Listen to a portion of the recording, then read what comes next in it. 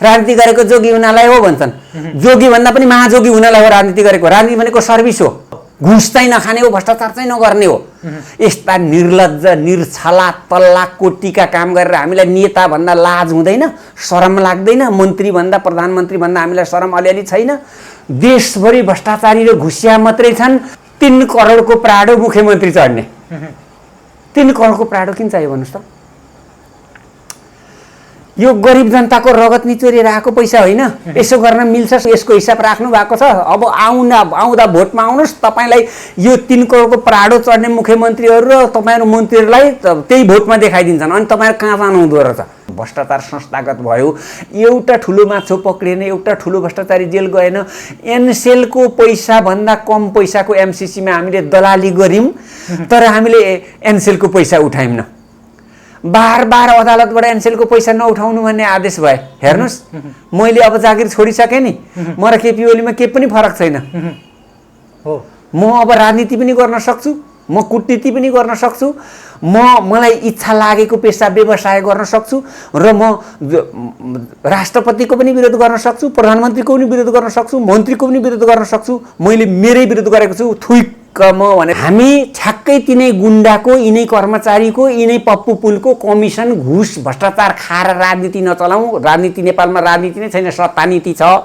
सत्तानीति त्याग्नु भएन भने त्यहाँबाट मान्छेले कसरी ओह्राल्छन् त्यसको मलाई अलिकति थाहा छ। म पोलिटिकल साइन्सको प्रोफेसर भएकाले मलाई अलिकति थाहा छ। त्यो दिन तपाईँहरूले देख्नु नपरोस्। र म यो काम गर्दै गर्दिनँ भनेर चाहिँ म भन्न सक्दिनँ। त्यो टाइमले लिएर आउने कुरा हो, टाइमले लिएर आउने कुरा हो। र कुनै पनि मान्छे जन्मिँदै एक्सपर्ट भएर त जन्मेको होइन नि। आउनुभयो भने तपाईँको भिजन के हुन्छ भने? मेरो भिजन 1 नम्बरमा भ्रष्टाचार नियन्त्रण हुन्छ। भ्रष्टाचारलाई त म यो देशमा कानुन बनाउँदाखेरि फेरि डिक्टेटरसिप पनि चलाउनु हुँदैन भन्छ। हिजो प्राडा युवराज सङ्ग्रौलाको कुरा सुनेपछि अलिक डराएँ पनि म अलिक कडा पनि छु। पर्सनली म आर्मी भएकाले मैले आफ्नो भाषा पनि भाका पनि झिक्छु। तर त्यसो गर्नु हुँदैन रहेछ। त्यो अर्को समस्या हुँदो रहेछ। फेरि यहाँ अहिले राजनीतिज्ञहरू यस्ता छाडा किन भयो भने हामी बाहेक को छ र? कि शेरबहादुर, कि कृष्ण प्रसाद भट्टराई, के अरे केपी ओली, कि मन्ता ठाकुर, कि कमल थापा, कि चाहिँ माधव कुमार नेपाल, कि झलनाथ खनाल, कि प्रचण्ड? हामी बाहेक कहाँ जान्छ र भनेर जुन घमण्डमा तपाईँहरू बस्नुभएको छ नि, त्यो घमण्ड चाहिँ नगर्नुहोस्। तपाईँहरूको विकल्प जनताले खोज्न सक्छन्। त्यति नै हो नि। जो आए पनि हामी नै हो। 5,21,000 घुस आएको थियो। मैले त्यो मान्छेलाई उपरान्त फेरि फर्केर आइस् भने म भर्खरै सेनाको जागिर छोडेर र बक्सिङ तालिम लिएर आएको हुँ। मैले नमार्ने हो भने किन हान्ने भन्ने तालिम लिएर आएको छु। उपरान्त फेरि फर्केर आइस् भने तेरो के हुन्छ मलाई थाहा छ, मेरो के हुन्छ जनतालाई थाहा छ भनेर पठाइदिएको। नेपाली काङ्ग्रेसको विचार के यी भनिहाल्छु है त। विश्वेश्वर प्रसाद कोइरालाले के भनेको थियो भने देशको बारेमा निर्णय गर्नुपर्दाखेरि देशको माटो एकमुठी हातमा लिनु, गरिब किसानलाई सम्झनु, शहीदहरूलाई सम्झनु, जे मनमा आउँछ त्यो निर्णय गर्नु। लाख निर्णय गरियो भने एकाध निर्णय गलत होला, त्यसमा माफ माग्नु। विश्वेश्वर प्रसाद कोइराला नेपाली काङ्ग्रेसको फिलोसफी। कम्युनिस्टको फिलोसफी के? सर्वहारा वर्गको चाहिँ नि शासन सत्ता।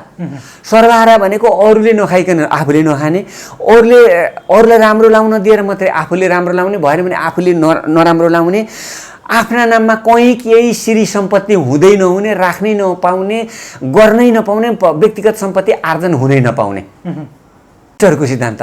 अहिले आएर हेर्दाखेरि उहाँहरूको यस्तो छ त। अहिले नेपाली काङ्ग्रेसका साथीहरू, कम्युनिस्ट पार्टीका साथीहरूलाई यो सिद्धान्त सुन्दाखेरि उहाँहरूलाई शरम लाग्छ होला, लाज हुन्छ होला। मेरो देशको नीति विधि र प्रविधि गलत भयो, मेरो देशका नेता गलत भए, हाम्रो कर्मचारी तन्त्र भन्छौँ नेपालीमा, अङ्ग्रेजीमा ब्युरोक्रेसी भन्छ, यो कर्मचारी तन्त्र पनि गलत भयो।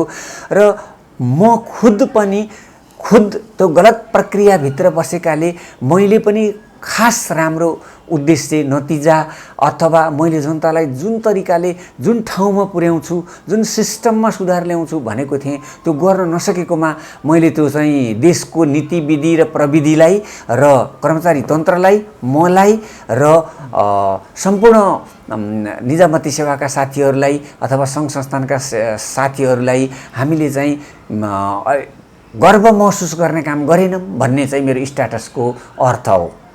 निकै गाह्रो रहेछ है त्यहाँ एकजना मान्छेले यत्रो यो निजामती, नेपालको निजामती क्षेत्रलाई चाहिँ सुधार गर्छु भनेर गर्नलाई चाहिँ एकदमै गाह्रो अनुभव महसुस गर्नुभयो होला है तपाईँ? बहुतै। हामी कस्ता भयौँ भने प्राध्यापक डाक्टर युवराज सङ्ग्रौलाले अस्ति राजनीतिक विषयमा दिनुभएको अन्तर्वार्ताको एउटा शब्द मलाई यहाँ एउटा वाक्य कोट गर्न मन लाग्यो। उहाँले के भन्नु भने जसले राजनीति गर्न भनेर राजनीतिमा लागेको छ उहाँसँग विचार सिद्धान्त हुन्छ र त्यो विचार सिद्धान्तबाट उहाँ अविचलित नभइकन काम गर्नुभयो भने राजनीति गरेको हुन्छ। तर त्यो विचार सिद्धान्तबाट स्खलित भएर सत्ता प्राप्ति दिमागमा राखेर काम गर्नुभयो भने चाहिँ त्यसमा चाहिँ विध्वंस हुन्छ अथवा विकृति आउँछ भन्नुभएको थियो। ठ्याक्कै त्यही कुरा निजामती सेवामा पनि निजामती सेवामा ऐनले के भनेको छ, कानुनले के भनेको छ, नियमले के भनेको छ, निर्देशिकाले के भनेको छ र जनताको माग के छ त्यो कुरालाई एड्रेस गर्नतिर हामी लाग्ने हो भने हामी चाहिँ सफल पनि हुने रहेछौँ र त्यसलाई राजनीतिले पनि साथ दियो भने बल्ल नतिजा आउने रहेछ, जनता पनि खुसी हुने रहेछन्। जापानमा मैले त जापानमा पढेर पनि आएको, उहाँबाट फर्केर आएको, उहाँ के हुन्छ भने तपाईँको काम हुँदैन भनेर फर्स्टमा भन्छ, हुनेहरूलाई लाइनमा लगाउँछ भने नहुनेहरूलाई तपाईँको काम यो कारणले हुँदैन भन्छ र चित्त बुझाएर त्यो काम नहुने सेवाग्राही थ्याङ्क यू भनेर जान्छ भने त्यो सेवाग्राहीले अर्को के भन्छ भने यो काम कसले गर्न सक्छ त, म कहाँ सम्पर्क राखेँ भने यो काम हुनसक्छ त भनेर सेवाग्राहीले सोध्दो रहेछ। अनि त्यस पछाडि कर्मचारीले के भन्दो रहेछ भने यो काम कानुनले नै मिल्दैन, यो जापानको राजा कहाँ गए पनि हुँदैन, म कहाँ गए पनि हुँदैन, एक यो देखाइँदो रहेछ। दोस्रो मेरो चाहिँ मेन्डेट यति हो, मैले मात्रै यो गर्न नसकेको हुँ तर मेरो बोसले यसको रिस्क लिन चाह्यो र गर्न सक्यो भने उहाँले गर्न सक्नुहुन्छ। तपाईँ चाहनुहुन्छ भने मैले नै बोस कहाँ रिफर गरेको भन्न पनि सक्नुहुन्छ, नभए तपाईँ मलाई उहाँले दिएको जवाफमा चित्त बुझेन भनेर पनि मेरो बोसलाई भन्न सक्नुहुन्छ। त्यसमा म कहिल्यै रिसाउँदिनँ र यो मेरो बोसको लेभलबाट हुन्छ, यो मेरो विभागबाट हुन्छ, यो मेरो मन्त्रालयबाट हुन्छ।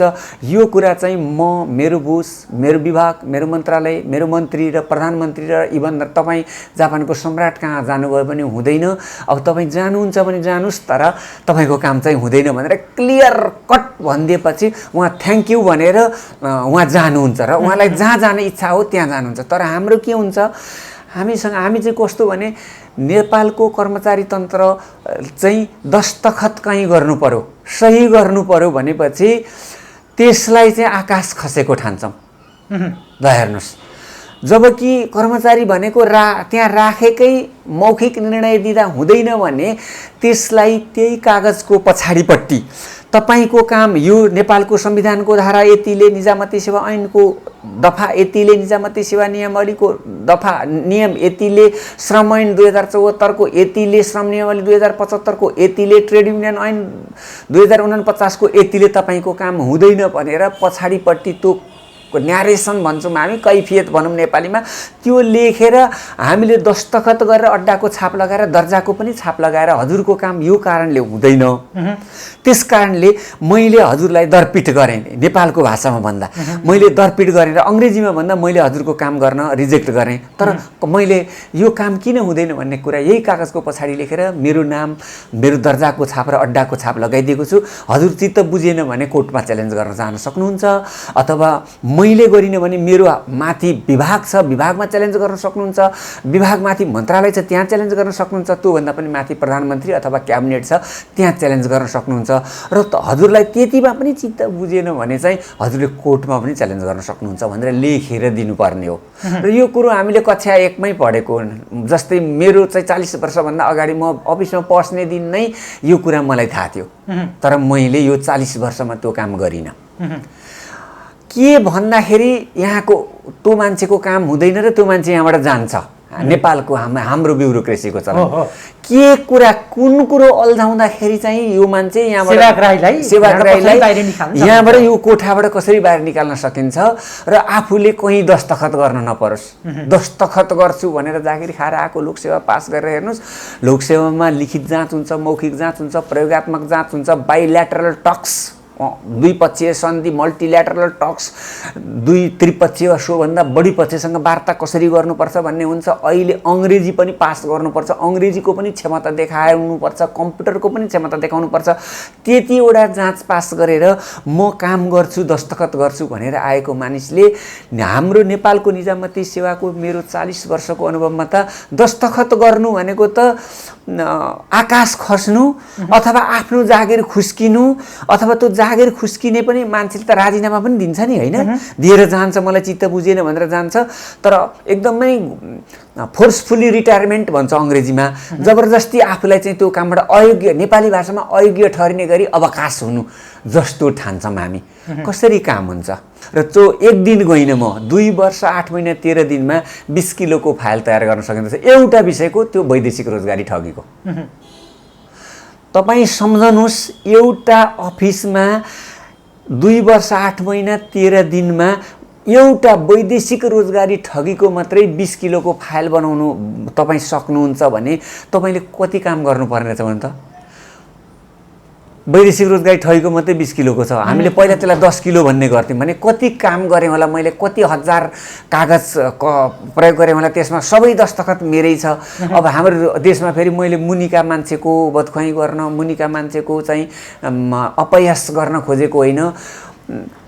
एक त उहाँहरूमा डर छ, यो जागिर कतिखेर कुन दस्तखतले जान्छ भनेर डर छ। कसरी जान्छ? जाने भए 40 वर्षमा मेरो जागिर जानुपर्ने होइन र? हो। मैले कति पटक सर्वोच्च अदालतमा नेपाल सरकारलाई च्यालेन्ज गर्ने मसँग रिकर्डै छैन। मैले कति पटक मेरो जागिरको विषयमा उस बेलाको पुनरावेदन अहिलेको चाहिँ उच्च अदालतमा च्यालेन्ज गर्ने मसँग रिकर्डै छैन। तपाईँ राजतन्त्रदेखि गणतन्त्रका हरेक शासकहरूको 4वटा राजा, महेन्द्र राजा, वीरेन्द्र राजा, दिपेन्द्र राजा, ज्ञानेन्द्र राजा, 4वटा राजा र प्रधानमन्त्रीको चाहिँ टिप्दै थिएँ। तपाईँहरूले हतार गर्नुभयो। 20 देखि 26वटा प्रधानमन्त्रीसँग मैले काम गरेँ होला र शान्ति मन्त्रालयमा करिब 6 वर्ष मैले काम गर्दा 6वटा प्रधानमन्त्री, 13वटा मन्त्री र 6वटा सचिवसँग काम गरेँ। यहाँनिर एउटा सानो अङ्ग्रेजीको कुरा चाहिँ भन्नै पर्ने भयो। Instability is itself a problem, instability may not be the solution of anything else in this universe. नेपालीमा के भनेको भने अस्थिरता आफैमा समस्या हो, अस्थिरता लिएर आएर अर्को कुरामा स्थिरता गर्छु भन्नु पटमूर्ख हो भनेको। र मैले 6 वर्ष पनि ज्योतिषै हेर्नु पर्ला, मोटा पुग नपुग 6 वर्षमा 6वटा प्रधानमन्त्री, 13वटा मन्त्री र 6वटा सचिवसँग काम गरेँ र त्यो मन्त्रालयको म प्रवक्ता पनि रहेको थिएँ र त्यसबेला माओवादी सेना समायोजनको अन्तिम काम पनि मैले नै गरेर त्यहाँबाट निस्केको हुँ भने 6 वर्षमा 6 प्रधानमन्त्री, 13 मन्त्री र 6वटा सचिव भएपछि उहाँहरूले के बुझ्नु होला, के काम गर्नु होला, कति अवसर पाउनु होला, यो एउटा सिस्टमको। यही 2077 साल पुस माघ महिना, फागुन चैत वैशाख जेठ असारमा म अवकाश भएँ। पुस माघ महिनामा खुलेको सहसचिव पदको बढुवा प्रतियोगितामा कार्य सम्पादन र ज्येष्ठता भन्ने एक फ्याकल्टीबाट बढुवा हुन्छ, कार्यक्षमताको मूल्याङ्कन भनेर अर्को फ्याकल्टीमा बढुवा हुन्छ। कार्य सम्पादन र ज्येष्ठतामा जेठो हुनुपर्छ र कार्य सम्पादन मूल्याङ्कनमा 95 या 90 भन्दा माथि नम्बर ल्याएको हुनुपर्छ, त्यतिको भरमा बढुवा हुन्छ। र कार्यक्षमताको मूल्याङ्कनमा चाहिँ 100 अङ्क हुन्छ, त्यसमा दुर्गम हुन्छ, अनि शैक्षिक योग्यता हुन्छ, तालिम हुन्छ, अनि त्यस पछाडि चाहिँ सिनियरिटी हुन्छ। मैले त्यो दुईटै फ्याकल्टीमा मैले बढुवामा दरखास्त दिन बहिष्कार गरिदिएँ। यही 2077 साल पुस माघ महिनामा, जबकि असारमा म अवकाश हुँदैछु।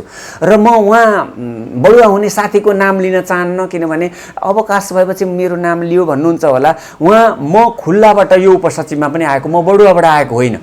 3 जना उपसचिव यो देशभरिमा खुल्दाखेरि त्यसमा पास भएर आएको हुँ भने मभन्दा करिब 3 वर्षपछि बढुवाबाट उपसचिव भएको साथी कार्य सम्पादन र ज्येष्ठतातिरै बढुवा भएर जानुभयो भने म त्यो 2 फ्याकल्टीमध्ये कुनै न कुनैमा त पर्ने रहेछु नि त। मभन्दा 3 वर्ष पुग्नको पछिको साथी बढुवा भएर जानुभयो भने मैले दरखास्त हालेको भए त म कार्य सम्पादन र ज्येष्ठतातिर पनि हुने, उहाँ हुनुभयो भने म त्यता पनि हुने रहेछु, र त्यता नभए म कार्य क्षमताको मूल्याङ्कनतिर पनि हुने रहेछु। र मैले यही अहिले तपाईँसँग 78 बोल्दैछु, 2077 सालको अन्तिम वर्षमा आएको बढुवामा मैले दरखास्त दिन बहिष्कार गरिदिएको छु। अब यो इन्टरभ्यू बाहिर आएपछि युट्युबेहरू भन्ने, नाम चलाउनलाई चाहिने अन्तर्वार्ता दिए भन्नेहरूको एउटा ठुलो चाहिने रोइलो र्युमर आउँछ। त लोकसेवा आयोग केन्द्रीय कार्यालय अनामनगर काठमाडौँ त्यहीँ छ। अनि मभन्दा मास्तिरको चाहिँ विभाग श्रम तथा व्यवसाय जन्य विभाग मिन भवन नयाँ मानेश्वर काठमाडौँ त्यहाँ छ, र श्रम तथा सामाजिक सुरक्षा मन्त्रालय सिंहदरबारमा छ। गएर तपाईँहरू पत्ता लगाउनु होला। प्रेम सञ्जेलले गफ गरेको होइन, दरखास्त हालेको पाउनु भएछ भने तपाईँलाई बढुवा भनेको निजामती सेवामा सबैभन्दा ठुलो कुरा हो। मान्छेले बढुवा गर्नका लागि नेपालमा त हामी त हेर्नुहोस् हाम्रो देशको कर्मचारी तन्त्रलाई त विश्वका कसै पनि मान्छेले कर्मचारी तन्त्रले पत्याउँदैनन्।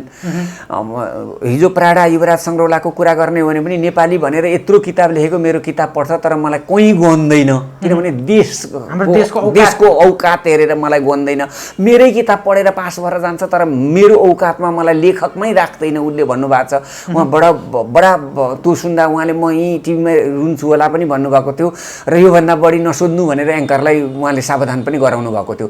ठ्याक्कै त्यस्तै जुन पदमा पुगे पनि उस्तै काम गर्ने हो, केही सुधार नगर्ने हो भने त्यो पदको उपादेयता के हो? र तपाईँलाई यो एउटा चुनौती पनि हो आउने भाइहरूलाई। मैले दरखास्तै हालिनँ, मभन्दा 3 वर्ष करिबको मुनिको भाइ चाहिँ बडुवा भएर जाँदाखेरि म हुँदो हुने त हालेको भए त्यसमा मैले बहिष्कार गरेकै हो, मैले चेतावनी चुनौती दिएकै हो। त्यो पदमा पुगेर मैले के गर्छु र भन्ने भयो मलाई। त्यहाँ पुगे पनि मैले गर्ने त केही होइन। त्यसकारण त्यो बडुवाको पद किन लिने, त्यसमा किन दरखास्त हाल्ने, नहाल्ने भनेर मैले हालेको छैन। र यहाँहरूलाई सम्पूर्ण 3 करोड नेपाली जनतालाई म एकदम विनम्र अनुरोध गर्छु, मेरो दरखास्त कहीँबाट मैले दरखास्त दिएको तपाईँले पत्ता लगाउनु भएछ भने तपाईँले घोषणा गरेको सजाय भोग्न म यहाँ आउँछु, म तपाईँले बोलाएकै ठाउँमा आउँछु।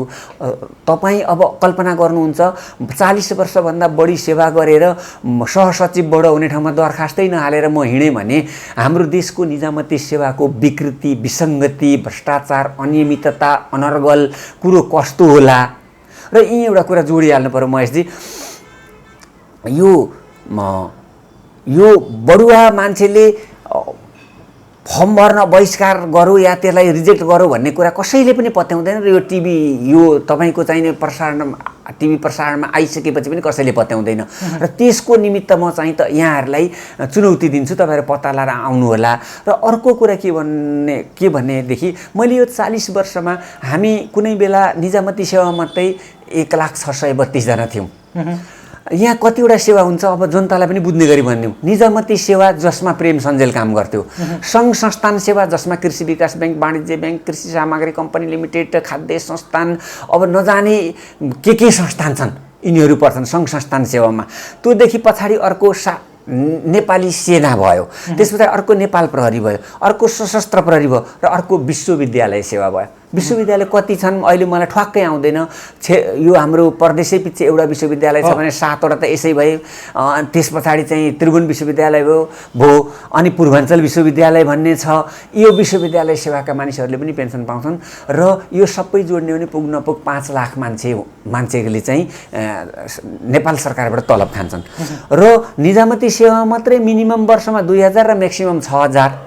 त्यसमा शिक्षक थप्नुहोस्, तपाईँ त्यसमा विश्वविद्यालय थप्नुहोस्, अरू थप्दै जानुहोस्।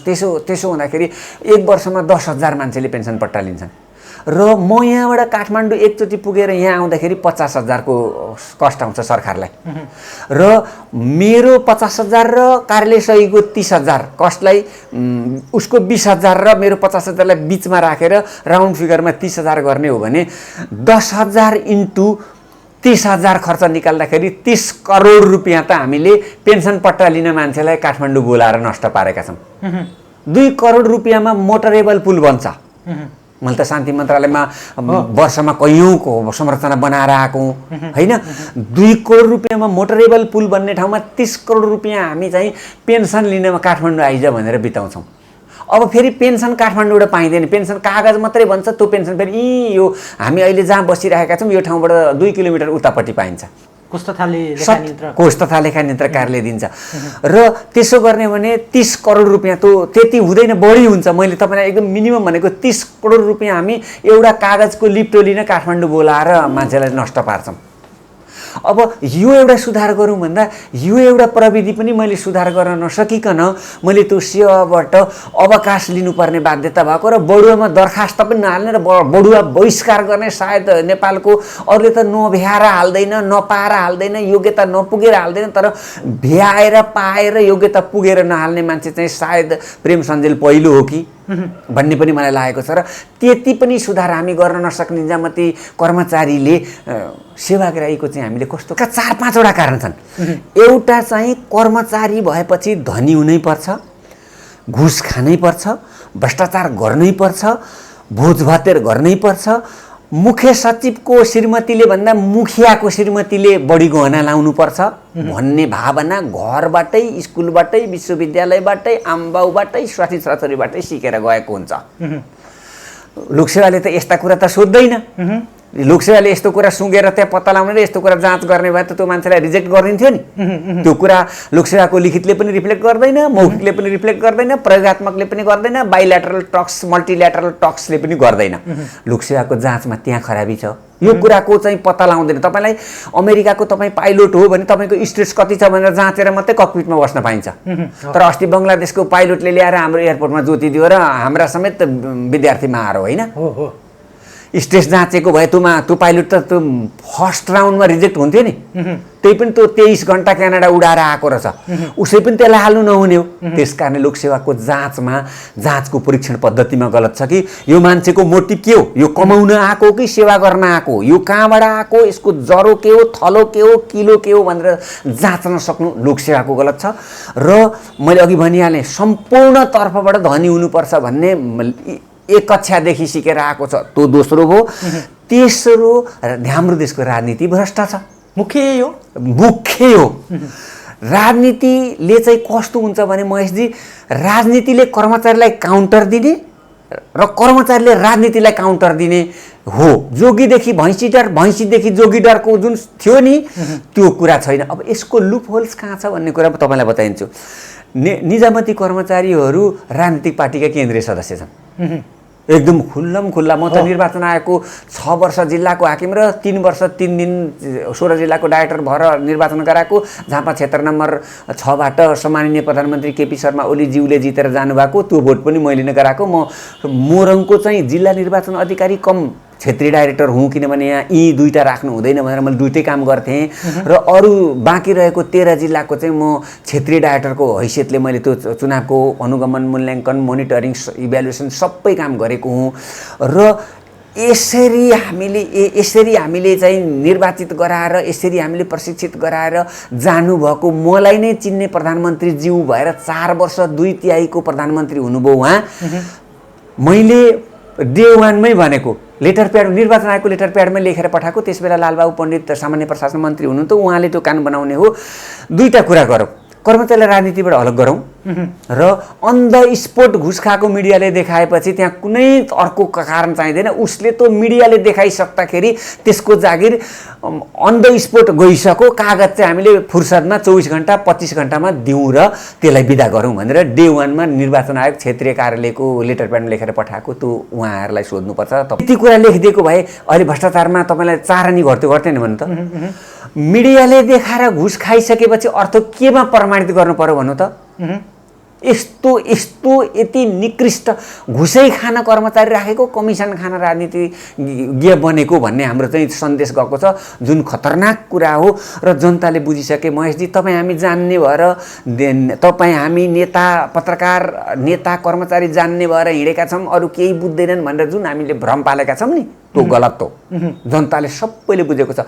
मेरा बाउ पनि कालो अक्षर भैँसी बराबर हुनुहुन्थ्यो, उहाँको जति मेरो 2% पनि बुद्धि छैन। बुद्धि जन्मदै आउँछ, ज्ञान पढेर आउँछ र ज्ञानले सबै ठाउँमा काम दिएर। र जनताहरूले यो देशका राजनीतिज्ञहरूले कसो गर्दैछन् र यो देशका कर्मचारीले के गर्दैछन् भनेर छर्लङ्ग बुझेको छ।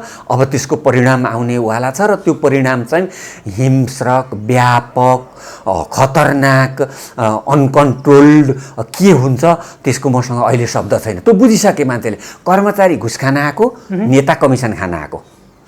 कर्मचारी राजनीतिक पार्टीको केन्द्रीय सदस्य छ, अनि उही राजनीतिक उही कर्मचारी।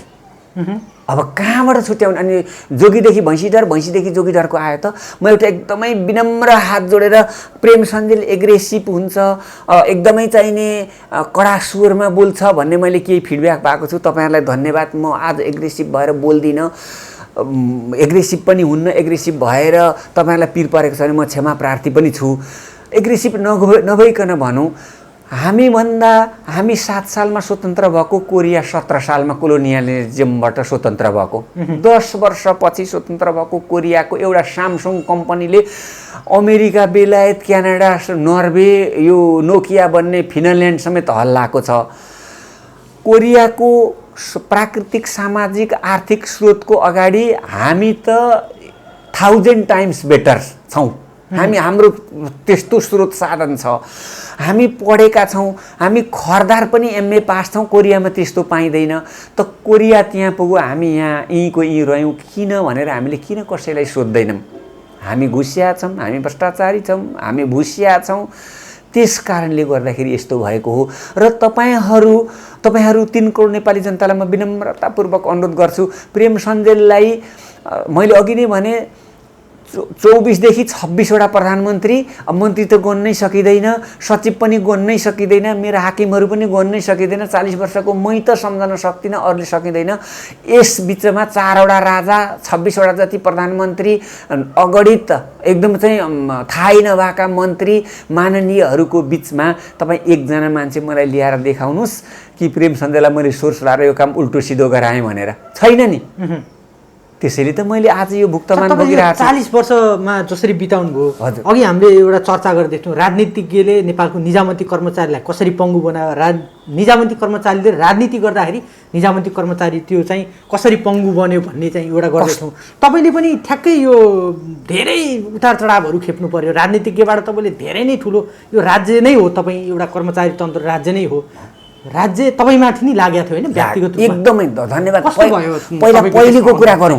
पहिलेको राजनीतिज्ञहरूले चाहिँ प्राडा युवराज सङ्ग्रौलाको शब्द लिउँ, उहाँहरूको विचार के, नेपाली काङ्ग्रेसको विचार के, यी भनिहाल्छु है त। विश्वेश्वर प्रसाद कोइरालाले के भनेको थियो भने देशको बारेमा निर्णय गर्नु पर्दाखेरि देशको माटो एकमुठी हातमा लिनु, गरिब किसानलाई सम्झनु, शहीदहरूलाई सम्झनु, जे मनमा आउँछ त्यो निर्णय गर्नु। लाख निर्णय गरियो भने एकाध निर्णय गलत होला, त्यसमा माफ माग्नु। विश्वेश्वर प्रसाद कोइराला नेपाली काङ्ग्रेसको फिलोसफी। कम्युनिस्टको फिलोसफी के? सर्वहारा वर्गको चाहिँ नि शासन सत्ता। सर्वहारा भनेको अरूले नखाइकन आफूले नखाने, अरूलाई राम्रो लाउन दिएर मात्रै आफूले राम्रो लाउने, भएन भने आफूले नराम्रो लाउने, आफ्ना नाममा कहीँ केही श्री सम्पत्ति हुँदै नहुने, राख्नै नपाउने, गर्नै नपाउने, व्यक्तिगत सम्पत्ति आर्जन हुँदै नपाउने को सिद्धान्त। अहिले आएर हेर्दाखेरि उहाँहरूको यस्तो छ त? अहिले नेपाली कङ्ग्रेसका साथीहरू, कम्युनिस्ट पार्टीका साथीहरूलाई यो सिद्धान्त सुन्दाखेरि उहाँहरूलाई शरम लाग्छ होला, लाज हुन्छ होला। गरिब किसान अनि शहीद र देशको माटो एकमुठी लिएर निर्णय गर्न बस्यो भने घुस खान सकिन्छ, भ्रष्टाचार गर्न सकिन्छ, जनताको अहितमा काम गर्न सकिन्छ। मैले यही श्रम कार्यालय पनि राति 1 बजेसम्म लगाएको थिएँ, कसैले त्यस्तो लगाएको छ। शनिबार पनि आएर मैले काम गरेको थिएँ, कसैले त्यसो गरेको छ। 3 बज्न पाएको छैन, 5 बज्न पाएको छैन, घडाभुडी ढोका लाएर हामी हिँडिन्छौँ। त्यस कारणले राजनीतिज्ञहरूले विचारधारा छोडे। कर्मचारी भनेको त तन्त्र हो, यो त मेसिनरी हो। यसले एउटा मेसिनमा हाल्छ, कानुनमा ठ्याक्क राख्छ, इँटाको फ्रेममा राख्छ, मिल्यो भने इँटा, मिलेन भने माटो फिर्ता। त्यसो गरेनन् र कर्मचारीहरू राजनीतिमा छन्, राजनीतिज्ञहरू कर्मचारी सरुवा गरेर बस्छन्। त्यस कारणले कर्मचारीहरूले राजनीतिज्ञलाई पङ्गु बनाइरहेका छन्, राजनीतिज्ञहरूले कर्मचारीलाई पङ्गु बनाइरहेका छन्। यो दुईटाको हाना थाप्छ। यो दुईटा एउटै हुन्। नेपालमा त कर्मचारी तन्त्र र राजनीतिज्ञ नै छैन। राजनीति र कर्मचारी एउटै मान्छेको हातमा छ त कसरी कर्मचारी तन्त्रले चाहिँ सफा काम गर्छ, कसरी राजनीतिज्ञले कर्मचारीलाई अराउँछ? अनि के भने को तो अफिसमा गएको छ भने को चिनेको छ भनेर खोज्नु पर्यो। त्यो चिनेको मान्छेले त्यो काम गरिदियो भने गरिदियो, गर्दैन भने सकियो। दुईटा कुरा छन् हाम्रो ब्युरोक्रेसीमा, एउटा घुस खुवाएर हुन्छ, एउटा सोर्स लगाएर हुन्छ। त्यसै त हुँदैन। अनि घुस खुवाउन र सोर्स लाउन नसक्ने मान्छेको काम त हुँदैन नि। यो त जग जाहेर छ। यो अघिल्लो कुरामा यतिमा बिट मारौँ। अनि अब पछिल्लो कुरामा मेरो उतार चढावमा म प्रधानमन्त्री जेलमा हुँदा म पनि जेलमा थिएँ। मलाई 725 रुपियाँ धरौटी राखिदिने मान्छे नभएर म कति दिन जेल बसेको छु, कति दिन कस्टडीमा बसेको छु। त्यस बेला कस्टडीमा भात दिँदैन थिए, भात आफै खानुपर्ने। कहाँबाट पक्रेर एउटा चाहिँ तपाईँलाई अन्डरवियरसँग भ्याङ्ले कट्टुसँग पक्रेर ल्याएको मान्छेसँग के हुन्छ र किनेर खानु? फेरि हामी त्यति धनी भएर राजनीति त्यस बेलामा विद्यार्थी अथवा त्यो राजनीति गरेको पनि होइन। अनि त्यहाँ कसले खाँदैन, त्यो फ्याँकेको कुरो ल्याएर, जुठो कुरो ल्याएर हामीलाई प्रहरीले दिन्थ्यो र हामी त्यो खाएर बाँचेका। त्यही काण्डमा त्यही बेलामा त्यस बेला पनि जेलैमा बस्नुभएको छ। अनि तपाईँहरू के खानुहुन्छ तपाईँ जान्नुहुन्न भने प्रेम सञ्जेलसँग सिक्नुहोस्, उसले घुस खाँदैन, ऊ पनि मरेको चाहिँ छैन भनेर उहाँले एक दिन कर्मचारीलाई बोलाएर भन्नुभयो। मन्त्रीहरूलाई बोलाएर तपाईँको मन्त्रालयमा कति भ्रष्टाचार भएको छ, तपाईँले भ्रष्टाचार विरुद्ध के गर्नुभयो भनेर एक दिन मन्त्रीलाई बोलाएर भन्नुभयो। यो देशमा 51 देखि 61 जना सचिव छन्, सर्वोच्च अदालतको रजिस्ट्रार समेतलाई गन्ने हो भने 51 देखि 61 जना हुन्छन्, कहिलेकाहीँ खाली हुन्छ। त्यो सचिवलाई बोलाएर तपाईँले भ्रष्टाचारमा के गर्नुभयो त? केपी ओलीको मेनिफेस्टो सर्वहाराको शासन सत्तामा भ्रष्टाचार नियन्त्रण गर्नेमा तपाईँले के गर्नुभयो? सेवा सुविधा जनतालाई दिने कुरामा के गर्नु भने एक दिन 61 जना सचिवलाई बोलाएर उहाँले सोध्नु भएन। अनि जनता कहाँ गएर तपाईँले कस्तो सेवा पाउनुभएको छ भनेर सोध्नु भएन। मैले आफ्नै आँखाले देखेको छु, स्विजरल्यान्डको राष्ट्रपति मालपोत तिर्ने लाइनमा हुनुहुन्थ्यो। तपाईँ कल्पना गर्न सक्नुहुन्छ नेपालको प्रधानमन्त्री राष्ट्रपति। अनि मैले त्यो कुरा खप्न नसकेर मैले अहिले बिर्सिहालिन्छ होला, मलाई स्विजरल्यान्डको राजदूतले मलाई यहाँ नेपालमा आउँदा पनि लेटर अफ एप्रिसिएसन दिनुभएको छ। उहाँ अहिले कार्यकाल सकेर गइसक्नु पनि भयो होला। सरी, म बिरामी छु, माफी चाहन्छु। उहाँले मलाई त्यो दिएर पनि जानुभएको छ। मैले त्यो खप्न नसकेर सोधेँ, अब उहाँ किन यो लाइनमा आउनुभएको भनेपछि उहाँ एक वर्षमा पनि चुनाव हुन्छ राष्ट्रपतिको। त राष्ट्रपतिले कस्तो जनताले सेवा पाएको छ भन्ने जान्नु भएन भने कसरी ऐन कानुन बनाउनुहुन्छ? त्यसैले राष्ट्रपति आफै आउनुभएको। र रुसको राष्ट्रपति भ्लादिमिर पुटिनको छोरी चाहिँ चिनी किन्ने कुपनको टोकनको हुन्छ नि, चिनी सर्टेज भयो भने त उहाँ पनि हुन्छ नि, त्यो पनि भगवानहरू बस्ने देश त होइन। त्यो देशको चिनी किन्ने लाइनमा लाग्नु भएको रहेछ। र त्यहाँ साथीले मलाई भन्नुभयो उहाँहरू राष्ट्रपतिको छोरी 1 किलो चिनी किन्न लाइन लाग्नु भएको भनेपछि त्यहाँ पनि सोधेँ मैले। अनि किन भनेपछि राष्ट्रपतिको छोरीले चिनी किन्नलाई कस्तो समस्या छ, नेपालमा कस्तो समस्या छ भनेर बुझ्यो भने पो भरे राष्ट्रपतिलाई गएर भनिदिनुहुन्छ र अनि राष्ट्रपतिले यो देशका जनता बुझ्छन् भन्ने कुरा हुन्छ भनेपछि हामी त्यहाँ रोयौँ। अब हाम्रो देशको राष्ट्रपतिले तपाईँलाई त्यस्तो कहीँ तपाईँले गर्नुभएको देख्नु भएको छ? हाम्रो देशको प्रधानमन्त्री कहीँ लाइन लाग्नु भएको छ? हाम्रो देशको मन्त्री कहीँ लाग्नु भएको छ? राज्य मन्त्री, सहायक मन्त्री गर्नु हुँदैन। अब हाम्रो देशको पनि राष्ट्रपति मालपोत तिर्न लाइनमा लाग्ने भने कसैका बापको मजाल हुन्छ त्यहाँ घुस माग्ने? हुन्छ? हुँदैन। कमसेकम त्यो दिन त मालमा सोध्छ हुन्छ, घुस नखाइकन काम गर्छन् कि गर्दैन भन्नुहोस् त? मान्य सांसद त्यो सुनको लकेट लगाएर त्यहाँ नेपालको झन्डा, नेपालको नक्सा लगाएर त्यहाँ लाइनमा लागेर मालपोत तिर्न आउनुभयो भने अगाडिको मान्छेलाई मलाई त पैसा माग्छ त मान्यज्यू भन्यो भने मान्यज्यूले त भोलि गएर त्यो कर्मचारीलाई त्यति नै खेर महानिर्देशकलाई फोन गरेर सस्पेन्ड गराउन सक्नुहुन्छ। र उहाँ पुगेर यो लाइनै लाग्नु हुँदैन, कसरी मालपोत तिर्ने हो भन्ने कुरा कानुन बनाउनु हुन्छ नि। तर उहाँ कहिले कोही लाइन लाग्नु भएको छैन नि। त्यस कारणले गर्दाखेरि हाम्रो देश यो स्थितिमा आयो। चन्द्र शमशेरले सबै मुलाहरूले दुध र भात त खाएकै होला नि, किन राणा शासन विरुद्ध नारा लाउँछ भनेर भने जस्तो अहिलेका हामी प्रशासक पनि हामी चाहिँ त्यो कोटीमा पुगेका छौँ। उहाँहरूले हाम्रो देशमा कस्तो शासन प्रशासन छ भनेर बुझेकै छैन। उहाँहरूको काम त फोनका भरमा हुन्छ, उहाँको काम पिएका भरमा हुन्छ। उहाँले सिधै महानिर्देशकलाई, मन्त्रीलाई चाहिँ अथवा 14 जिल्लाको हाकिम म जस्तो प्रेम सञ्जयलाई फोन गर्नुहुन्छ, उहाँको काम त्यसै निस्किहाल्छ। ग्राउन्ड जिरो बुझ्नु भएको छैन, ग्राउन्ड जिरो बुझ्नु भएको छैन। त्यसलाई नेपालीमा भनौँ धरातलीय यथार्थ बुझ्नु भएको छैन। त्यस कारणले हाम्रो देश यस्तो भयो। त अहिलेको प्रधानमन्त्रीले जति दुःख सायदै नेपालमा कोही मान्छेले पाएको होला।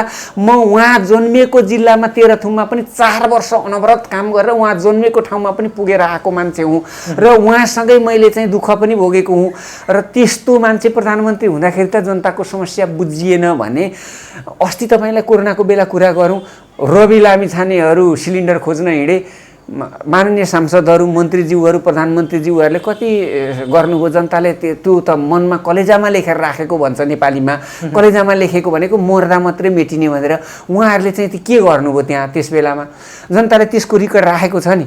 त्यसको जनताले जवाफ त अरू बेला नदिए पनि भोटको बेला त दिन्छ नि। त हामीले त्यो कुरा गऱ्यौँ र माननीय प्रधानमन्त्रीज्यू अहिलेको देशको सरकारले चाहिँ कम्युनिस्टहरू भनेको त भ्रष्टाचार भनेको त सुन्नै नचाहने, देख्नै नचाहने, हेर्नै नचाहनेहरूको सरकार हो नि। तर दुःखका साथ भन्नुपर्छ अहिलेको सम्माननीय प्रधानमन्त्री केपी शर्मा ओलीज्यूको शासनकालको 4 वर्ष त बित्यो नि। 2074 साल असार 14 गते झरझरी पानीमा रुँदै भोट गराएर पठाएको हामीले। अघिल्लो दिन मतदान अधिकृतहरू 669 जना हुन्थे मोरङमा। म आफै खटेको थिएँ त्यहाँ र म पिउन भन्दा पनि बत्तर हालतमा थिएँ। मैले त्यो दिन कट्टु हाफ प्यान्ट लगाएको थिएँ। अनि पसिनाले भिजेर म खलखल थिएँ। अब यहाँ चाहिँ 35 डिग्री सेल्सियस हुन्छ। अनि त्यो सबै गरेर मैले त्यस्तो गरेर भोट गराएर लगेर पठाएको प्रधानमन्त्रीज्यूको पालामा संस्थागत भ्रष्टाचार भएको छ सम्माननीय प्रधानमन्त्रीज्यू, व्यक्तिगत होइन। यो संस्थागत भ्रष्टाचार, मालमा कति कमाउने र कसले कति खाने, अदालतमा मुद्दा छिन्न कसलाई पक्रिने र कति कमिसन दिएर मुद्दा आफ्नो फेभरमा लाने, नापीमा किता गायब गरेर गरिबहरूका जग्गा कसरी बेचेर खाने, सरकारी जग्गा सन्धि सर्पण अहिले त काठमाडौँमा भुइँचालो आयो भने जाने सन्धि सर्पण सरकारी जग्गा राखेको त त्यहाँ बेला हुन्थ्यो नि, कहाँ जानुहुन्छ अब? प्रधानमन्त्रीलाई पनि त भुइँचालो नै हो, प्रधानमन्त्रीलाई पनि भुइँचालो नै हो। त उहाँहरू त क्वार्टरमा बस्नुजेल क्वार्टरमा बस्नु होला, निस्किएर घरमा डेरामा गएपछि त फेरि भुइँचालो आउँदा भाग्ने ठाउँ सारा मान्छेले बेचेर खाए।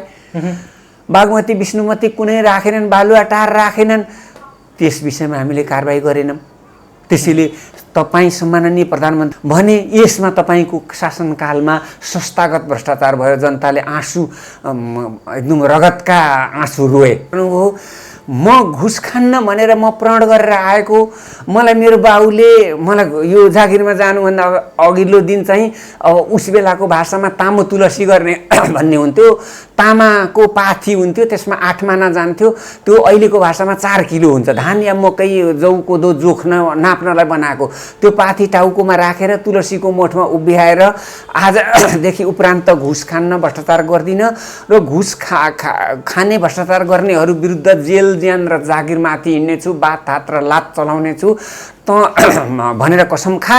अनि त मरिस् भने म चाहिँ मेरो 3 भाइ छोरा हो, म त मरेकोमा गुनासो गर्दिनँ, 4 भाइ छन्, एउटा सही थप्यो भन्छु भनेर मलाई मेरो बाउले कसम दिलाएर पठाउनु भएकोले म त्यसको विरुद्ध जानै सक्दिनँ र आजसम्म गइनँ। एउटा मेरो त्यो बाउको कुरा भयो।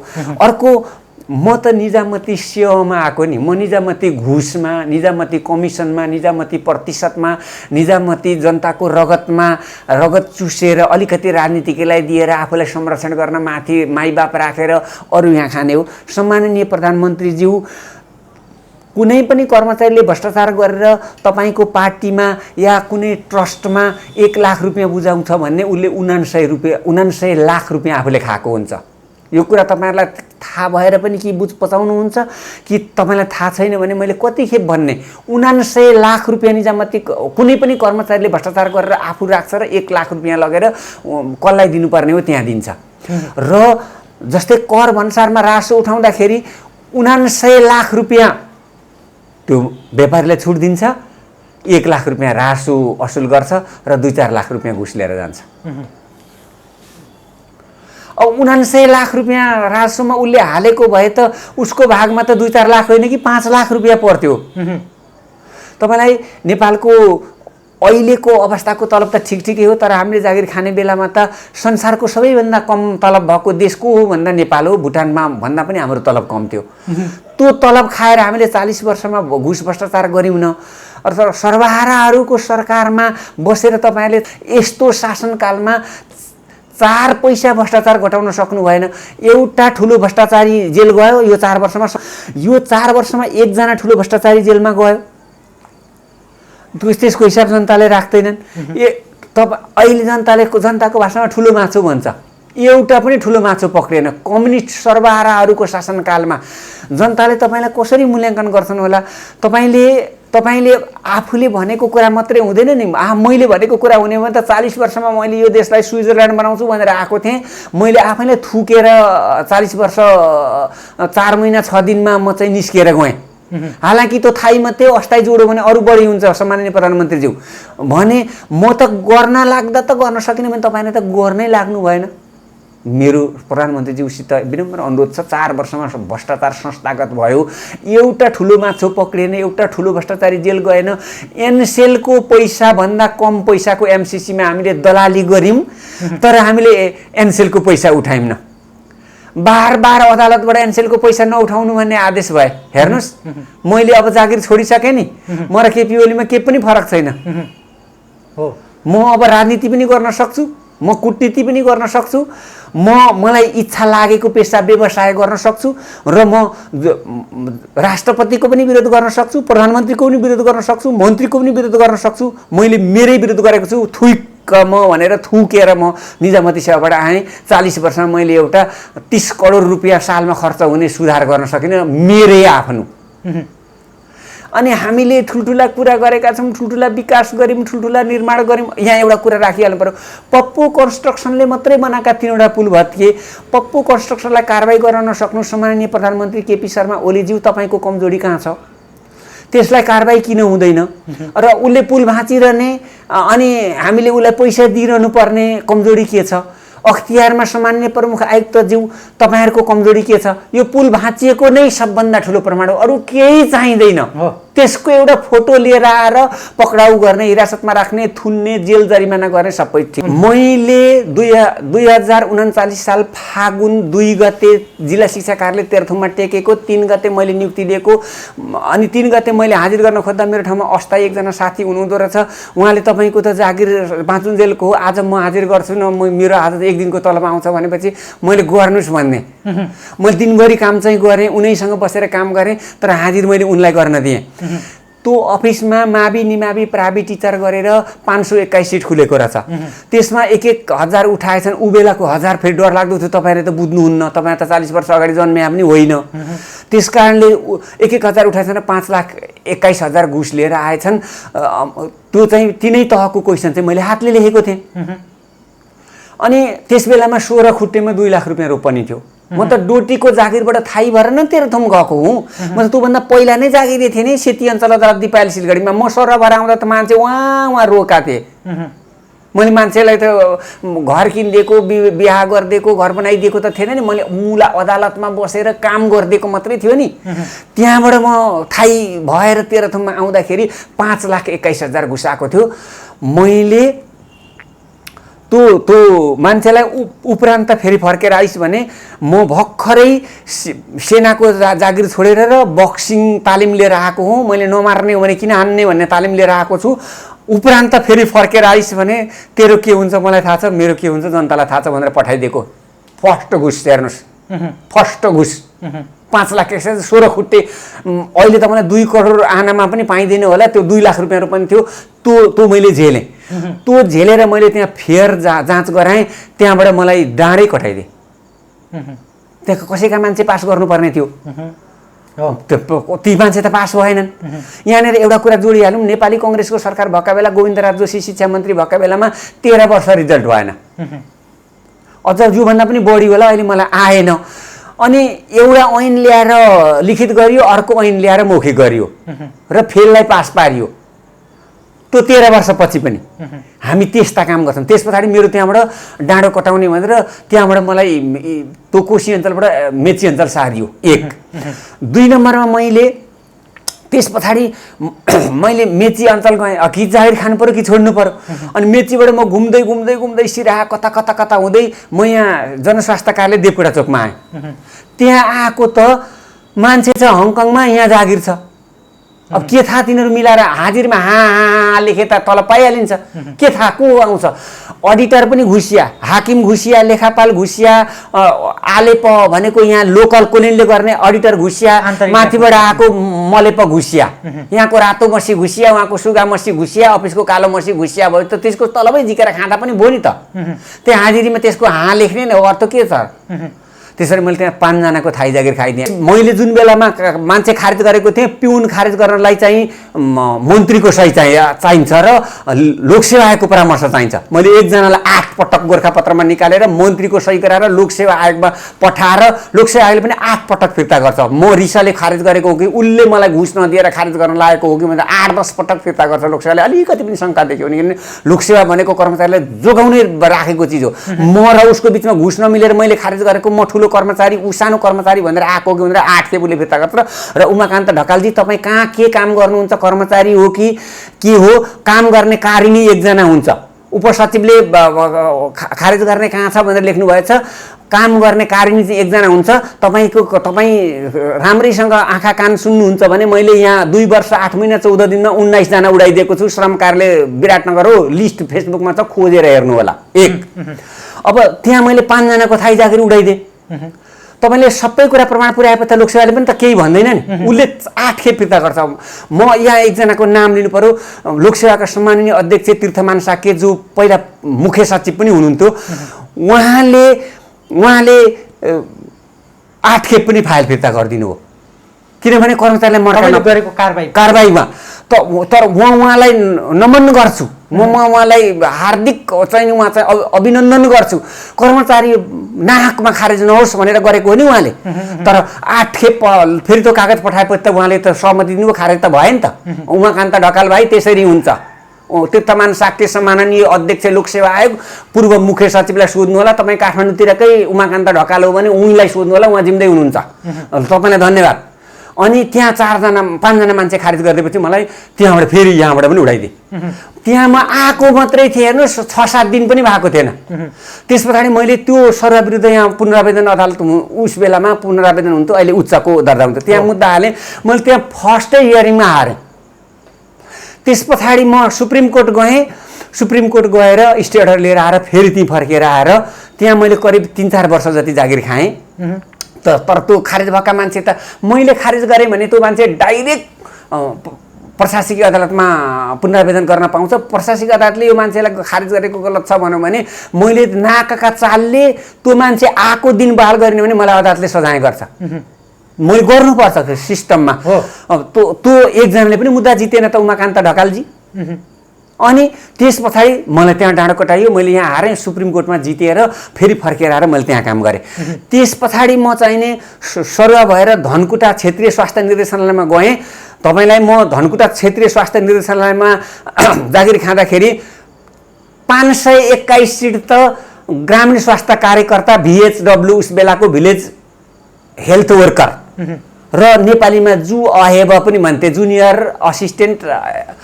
अक्जिलियरी हेल्थ वर्कर। त्यो मात्रै त्यति थाहै गरेँ। स्टाफ नर्स कति गरेँ, भेक्टर कन्ट्रोल सहायक कति गरेँ, परिवार नियोजन सहायक कति गरेँ, तथ्याङ्क सहायक कति गरेँ, अहिलेको कम्प्युटर अपरेटरलाई डाटा इन्ट्री क्लर्क भन्थ्यो, डाटा इन्ट्री क्लर्क कति गरेँ, जम्मै दर्जा भन्न सकिन्छ, अहेब कति गरेँ, अनमी कति गरेँ। कति मान्छेले त्यहाँ चाहिँ जागिर खाएका छन्। कोही माइकालाल जन्मेको छ, प्रेम सञ्जेलले गरेको ठाउँमा त्यहाँ 1 पैसा 1 रुपियाँ 1 आना 1 सुका घुस लियो भनेर ती मान्छेलाई थाहा छ नि। मैले त्यहाँ 600-800 मान्छे थाहै गरेँ मैले त्यहाँ 16 जिल्लाको चाहिँ निर्देशनालयमा। त्यस पछाडि त्यो सकेपछि म चाहिँ सरुवा भएर सामान्य प्रशासन मन्त्रालय गएँ। सामान्य प्रशासन मन्त्रालय गएपछि सामान्य प्रशासन मन्त्रालयले मलाई चाहिँ यहाँ मोरङ जिल्लाको जिल्ला निर्वाचन अधिकारीमा राखिदियो। मैले यहाँ एउटा निर्वाचन गराएँ, एउटा निर्वाचन नाटक भएर सकियो। त्यस पछाडि म चाहिँ सरुवा भएर सहकारी प्रशिक्षण केन्द्रमा पढाउन गएँ। सहकारी प्रशिक्षण केन्द्रमा मैले पढाएका क्लासहरू हो जापानको होकाइडोमा डबिङ भएर जापानीमा पढाइ हुन्छन्, गफले हुन्छ, काम गर्नुपर्छ। त्यस पछाडि म त्यहाँबाट सरुवा भएर पश्चिम विभागमा गएँ। पश्चिम विभागमा गएपछि मैले त्यहाँ म नामै पनि भनिदिन सक्छु, मसँग एउटा लिस्ट पनि छ, मैले अहिले ल्याउन सकिनँ छु। उमाकान्त ढकालजी कसलाई खारेज गरेको भनेर लेखेको मसँग A3 साइज भनेको कान्तिपुर पत्रिका जत्रो साइजमा प्रिन्ट गरेर राखेको छ। तब कुनै दिन मैले सकेँ भने र मैले अहिले तपाईँहरूलाई पनि सकेँ भने भोलि म त उपलब्ध गराइदिन्छु र हाम्रा ढकालजीहरूलाई देखाइदिनु होला को कहाँबाट खारेज भयो भन्ने छ। A3 साइजको 2-3 पेज कति छ, तपाईँहरू त त्यसलाई जुमसुम गरेर त्यहाँ देखाइदिनु होला है त। ठिक छ। त्यस कारणले त्यहाँ मैले 19 महिना काम गर्दा 23 जना, 2 जना त सेकेन्ड क्लास थिए। उमाकान्त ढकालजी तपाईँ के हो?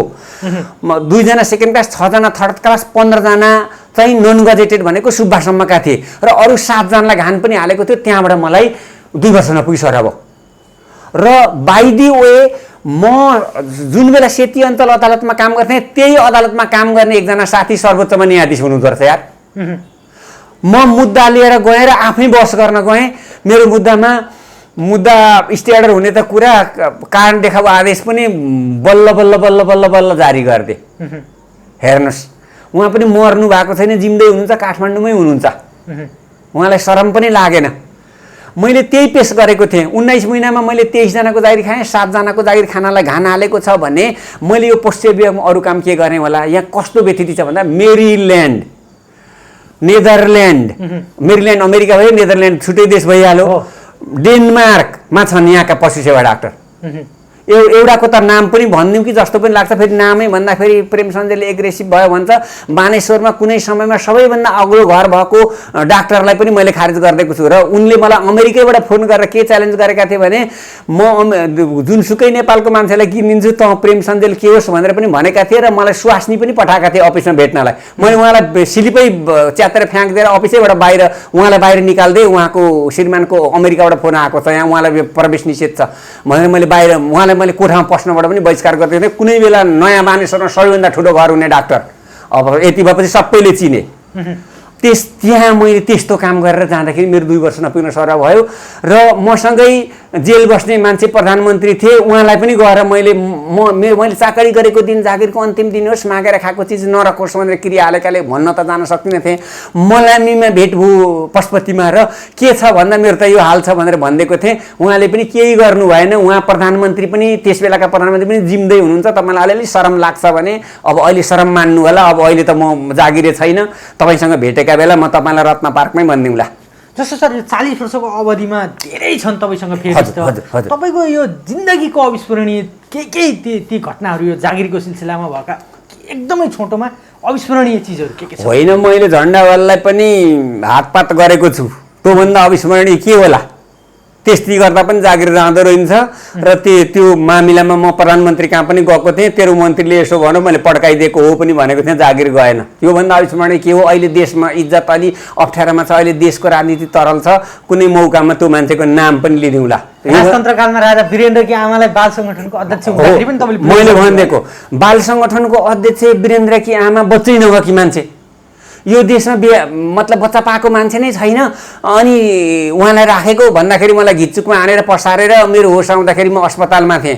अहिले गफ गरेर बडा गफ गरेर घुस खाएर भ्रष्टाचार गरेर कमिसन गरेर पप्पु तन्त्र चलाएर हामी उँभो लाग्नेवाला छैनौँ नि। पप्पु तन्त्रले हामीलाई कहाँ लान्छ पछि थाहा हुन्छ।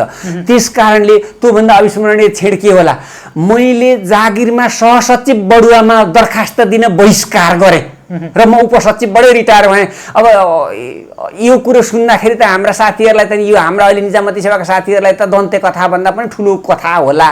तर पत्ता लाएर आउनुहोस्, कोही माइकालाल जन्मेको छ भने हिजो अस्ति 77 साल पुष माघमा फागुनसम्मतिर पनि थियो क्यार त्यतिखेर खुलेको थियो। मैले दरखास्त मैले विज्ञापन पनि हेरिनँ, 2 ठाउँ दरखास्त हालिनँ। योभन्दा अविस्मरणीय के हुन्छ? यो जागिर खाएकै माथि पुग्न र बडुवा हुनलाई हो। राजनीति गरेको जोगी हुनलाई हो भन्छन्। जोगी भन्दा पनि महाजोगी हुनलाई हो राजनीति गरेको। राजनीति भनेको सर्भिस हो, निजामती भनेको सेवा हो। सेवा गर्ने हो, बडुवा त खाने नै हो नि। घुस चाहिँ नखाने हो, भ्रष्टाचार चाहिँ नगर्ने हो। यस्ता निर्लज्ज निर्छला तल्लाको टीका काम गरेर हामीलाई नेता भन्दा लाज हुँदैन, शरम लाग्दैन? मन्त्री भन्दा प्रधानमन्त्री भन्दा हामीलाई शरम अलिअलि छैन? हामी कर्मचारी भन्दाखेरि हामीलाई शरम लाग्दैन? हामी के भन्दा सेवाग्राही त्यहाँबाट जान्छ भाग्छ भनेर म अहिले यहीँबाट भनिदिन्छु। झापा गौराद वडा नम्बर 6 महेन्द्र परसाई, उहाँ खेतालो एकजना मगर मान्छे, उहाँलाई देऊ न। तपाईँ त कमिसन एजेन्ट हो कि क्या हो? दुबईमा मान्छे मरो, लास ल्याउनु पर्यो भनेर यो 14 गते 12 देखि 14 गते 2 दिनको कुरा हो यो। सर अब उनलाई लुट दिएँ भनेपछि उनलाई हेलो भन्न पनि आउँदैन, हलो भन्न पनि आउँदैन, जुवा भन्न पनि आउँदैन। छोरो जवान दुबईमा मरो। अब उनी खेतालो लागेर उनले मलाई 2 पेजको मेसेज पठाएछन् त्यही महेन्द्र परसाईले। उनी बिचरा खेतालो, तैँले काम गरिदिएर लास पनि आयो, अब पैसा पनि आउँछ होला भनेर मसान घाटबाटै पशुपतिबाट मलाई फोन गरेको थिएँ। फोन काट, यो पैसा तिम्रो भए पनि जतन गर, मगरको भए पनि जतन गर भनेर त्यहाँ राखेको छ। मैले 23 घन्टामा यहाँ अब नाम लिनु भएन, लेडिज हो, हिरोइन जस्तो राम्री हुनुहुँदो रहेछ, बिए पास गरेको मान्छे, कुवेतकी कतार पठाएछन् र उहाँ लगेर गलत काममा लाउन खोजेछन्। अब उहाँको नाम भन्दिनँ महिला भएकोले। उहाँलाई उहाँको भाषामा भन्दा उहाँलाई एक प्रकारले बेचबिखनै गरेको र उहाँको ओरेख नेपाल पनि आएको थियो। ओरेख नेपाल भनेको महिला सम्बन्धी काम गर्ने संस्था हो र त्यसको डाइरेक्टर नै आउनुभएको थियो अथवा त्यसको सिइओ नै आउनुभएको थियो। यो मोरङको प्रमुख आउनुभएको थियो। उहाँ अस्ति कोरोनाले बित्नुभयो अरे भनेर मलाई पनि संवेदना पनि व्यक्त गर्छु। र उहाँ आएर तपाईँको कार्यक्षेत्रमा यस्तो हुने भनेपछि उहाँसँग मलाई कसै गरी कन्ट्याक्ट गराइदेऊ न भनेपछि उहाँहरूले त्यो एनजिओको हो कि उहाँको आमा पनि आउनुभएको थियो। त उहाँ आमा आएर मलाई उहाँसँगै कन्ट्याक्ट गराइदिए। अनि सर मलाई यसो गर भन्छ, मैले यति पढेको छु, मेरो घर चाहिँ सुन्दरहराई 4 नगरपालिकामा पर्छ, म त्यस्तो काम गर्न सक्छु, मलाई यहाँ तुरुन्त 24 घन्टामा रिसिभ गर्नुहोस्। होइन भनेपछि अनि तपाईँलाई मलाई बेचेको रहेछ। तपाईँ यहाँ आएर त्यो दरखास्त दिन सक्नुहुन्छ भने म दिन्छु। अनि मैले ती आमालाई सोधेँ तपाईँ यो कागज यो मलाई बेचिबिखन गरेको भने कागजमा सही गर्न सक्नुहुन्छ? म सही गर्न मैले त यो ओरेख उठाएर लिएर आएको, म त बिचरा म के जान्नु, म त कालो अक्षर भैँसी बराबर हो, म नसकेर त यो ल्याएको बोल्दिनलाई, म जहाँ पनि थिचिदिन्छु मेरो छोरी ल्यायो भनेपछि मैले त्यो मान्छेलाई पक्रेर लिएर थुन्ने। तँ मार्न बेचबिखनमा 18 वर्ष जेल जान्छस्, यो मान्छेलाई लिएर आइदियो भने 23 घन्टामा ल्याए। सामान्य प्रधानमन्त्रीज्यू तपाईँहरूलाई अलिअलि शरम छैन? 23 घन्टामा प्रेम सन्देलले त्यस्तो मान्छे ल्याउँछ। उहाँ बिए पास मान्छे हो, आवश्यक पर्यो भने मैले उहाँ महिला भएकोले नाम नभनेको, आवश्यक पर्यो भने उहाँ आफै आउनुहुन्छ यस्तो टेलिभिजनमा। तपाईँलाई शरम लाग्दैन? राजदूतहरू उहाँ घुस खाएर बसेका छन्। उहाँ मान्छे मर्यो त्यसको लासको आउने पैसा खान्छन्। त अर्को एउटा कुरा भन्छु, एउटा मान्छे विदेशमा मर्यो भने मोटामोटी 1 लाखको बिमा हुन्छ। मलेसियाको उदाहरण लिउँ, मलेसियाको रिङ्गिटको 30 रिङ्गिट एक रिङ्गिट बराबर 30 रुपियाँ हुन्छ भने 1 लाखको बिमा गर्दा 30 लाख बिमा आयो कि आएन? त खत्तमै कम्पनी रहेछ अरे, 50,000को मात्रै गर्दैछ अरे, 50,000को पनि 15 लाख रुपियाँ आयो कि आएन? त्यो पैसा उतै खान्छन्। मैले राजदूत फिर्ता बोलाउनु पर्यो भनेर प्रधानमन्त्री कमसेकम 50 पटक लेखेँ होला, त्यसको के भयो? तपाईँले ती कागज कता लानुभयो? लाज शरम हुँदैन? जनताले सोध्दैन? प्रेम सन्देलले 23 घन्टामा मान्छे कुवेत कतारबाट नेपाल उतार्छ, 18 वर्ष जेल हाल्ने भनेर मान्छे ल्याएर कस्टडीमा राखिदिन्छ। तपाईँलाई अलिकति शरम हुँदैन? हामीले के काम गरेको छौँ भनेर भन्दै हिँड्दाखेरि कस्तो हुन्छ होला? तपाईँहरूलाई जनताले तपाईँहरूका अगाडि केही नभने पछाडि कस्तो भन्दा होलान्? यस्तो छ देशको अवस्था। कर्मचारी तन्त्र सही गर्दा बाउ मरेको सम्झने, के भन्दा सेवाग्राही टर्छ त्यो काम गर्ने। प्रेम सन्देलले वैदेशिक रोजगारी ठगीको 3-4 महिना पनि मलाई त्यो अधिकार दिनु खोजेर लगिहाले। तपाईँमाथि निकै राजनीतिक यो दाउपेच भयो। त्यो के रहेछ भने यही राजनीतिक पार्टीका मान्छेहरू त्यो वैदेशिक रोजगार दलाल रहेछन्, अनि तिनले नै मान्छेलाई चाहिँ त्यसरी लान्छन्। अहिले तपाईँसँग यो सन्दर्भमा पनि तपाईँमाथि भएका राजनीतिक विभेद, राजनीतिक दाउपेचले तपाईँलाई अन्याय गरेका घटनाहरू पनि अब त लगभग पक्कै पनि छन् नि। अहिले भन्दैछु तपाईँसँग आउनुभन्दा जस्ट अगाडि नै मैले बहराइन पुलिसमा लान्छु भनेर कति लाख रुपियाँ लिएर 30 जनालाई लगेर सत्यानाश पारेको मैले हेर्दै थिएँ। त्यो चाहिँ गोकुल कुमार भन्ने पत्रकार भाइको अथवा हाम्रो यो न्युज 24 को हिजो अस्ति हाम्रो चाहिँ रवि लामिछानेले छोडेको टेलिभिजनको या कुनै ठाउँमा आइरहेको थियो। तपाईँसँग आउनुभन्दा अगाडि 1 घन्टा पनि भएको छैन। अनि त्यहाँ लगे, अनि त्यो लाने मान्छेलाई चाहिँ कारबाही गर्न सकिँदैन? त्यहाँ राजदूत छैन? अनि के तपाईँहरूका मान्छे राजनीतिका मान्छे मेन पावर दलाल हुने, अनि मान्छे बेच्ने, अनि उहाँ लासको पैसा खाने हो राजनीति भनेको? राजनीति भनेको त्यो त होइन त। म त पोलिटिकल साइन्सको भिजिटिङ प्रोफेसर हो, यहाँबाट जर्मनीमा पढाउँछु। उहाँ पढाउँदा मान्छे यहीँ स्काइपबाट यहाँबाट मेसेन्जरमा पढाउँदा मान्छेहरू आइदिन्छु उहाँ। मैले राजनीति नगरेको पो त, राजनीति नबुझेको। राजनीतिक पार्टीका दलालहरूले हाम्रा नेपालीहरू बेच्ने हो। बहराइनका आजका 30 जना कि कतिजना भनेको छ, मैले जम्मै हेर्न पाइनँ। तपाईँले धरपकड गरेकाले म तुरुन्तको तु आइहालेँ। ती मान्छेहरू भोलि फर्केर आउँदैन, तिनका बाबुआमा यहाँ छैनन्। अनि राजनीतिका मान्छे गुन्डा, मालपोत नापी भन्सारमा घुस खाने, तिनको संरक्षण गर्ने हो राजनीति भनेको? यहाँका मान्छे बेचेर बहराइनमा पुलिसमा भनेर लगेको अरे। हेर्नुहोस्, अस्ति कुमार दाहाल भन्ने डाइरेक्टर आएका थिए वैदेशिक रोजगार विभागमा, उनलाई 6 महिना पनि टिक्न दिए। कुमार दाहालले घुस खान्न, मेरो मोबाइल नम्बर यो हो भनेका थिए। कुमार दाहाल भनेका मसँगैको ब्याचका अधिकृत हुन्। उनले र मैले एउटै लोकसेवा पास गरेको, तर उनलाई त 6 महिना 9 महिना कति टिकेका थिए। 4-5 वटा काम गरेका थिए, त्यहाँ टिक्न दिएनन्, त्यहाँबाट उडाइहाले। अनि उनी वाणिज्य विभागमा हुँदाखेरि एउटै स्यान्ट्रो पेन्ट्रो गाडीमा, अल्टो गाडीमा 6 लाख घुस खाएको कुरा, कमिसन खाएको कुरा उनले निकाले, उनलाई त्यहाँबाट उडाइदिइहाले। त्यस पछाडि यहाँ विराटनगर महानगरपालिकामा आएका थिए, यहाँ उनलाई टिक्नै दिएन, यहाँबाट उडाइदिइहाले। अनि कता कता उड्दै गुड्दै अनि राम्रो काम गर्ने कर्मचारीलाई उडाउने हो भने जनताले भोलि एक हिसाब खोज्यो भने त्यसको जिम्मा कसले लिने? अहिले मिठा मसिना गफले हुँदैन नि।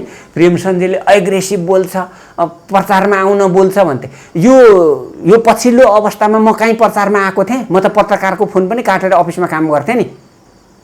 त्यसैले वैदेशिक रोजगार ठगीमा प्रेम सन्देलले 3 महिना राम्रो र लर्याङ तर्याङ 3 महिना 6 महिनामा 20 किलोका उजुरी कारबाही गरौँ भने वैदेशिक श्रम विभाग गठन भएको त कहिले हो मलाई पनि थाहा छैन। उहाँहरू के गरेर बस्नु भएको छ? आजको कुरा भन्छु तपाईँलाई, आज अहिलेको आधा घन्टा अगाडिको कुरा भन्छु। बहराइनमा 30 जनालाई पुलिसमा भनेर लगेर उहाँ त्यति तलब पनि दिएको छैन, पुलिस पनि बनाएको छैन, कस्तो सत्यानाश गरेको छ।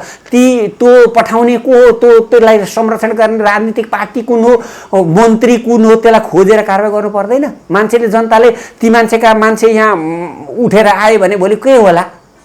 त्यसकारणले राजनीति भनेको गुन्डाको कमिसन खाने, कर्मचारीको कमिसन खाने, गुन्डाको संरक्षण गर्ने, तिरवटा भटाभट पुल भर्किसक्यो अब त्यसैलाई ठेक्का दिएर खाने, पेन्सन पट्टाको एउटा कागजको लिप्टो लिन जान 10,000 मान्छे लगेर 30 करोड रुपियाँ सक्ने होइन नि। 30 करोड रुपियाँमा 15वटा मोटरेबल पुल बनाउने हो। त्यस कारणले तपाईँहरूले अब राजनीति गरेको हो कि नै जनताले फेरि छुट्याउलान्।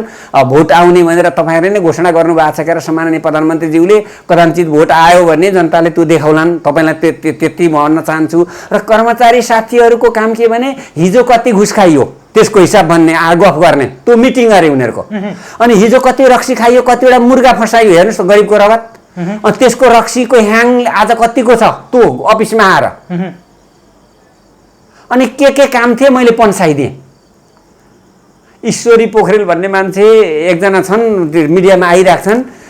उनले मलाई हिजो एउटा भनेको थिए, केही काम गर्न खोज्यो कोहीबाट पनि खुट्टो तान्छन्। तपाईँ त कसरी 40 वर्ष पनि पुऱ्याउनु भएको नि, कोही काम गर्न खोज्यो कोही हुँदैन भन्छन्।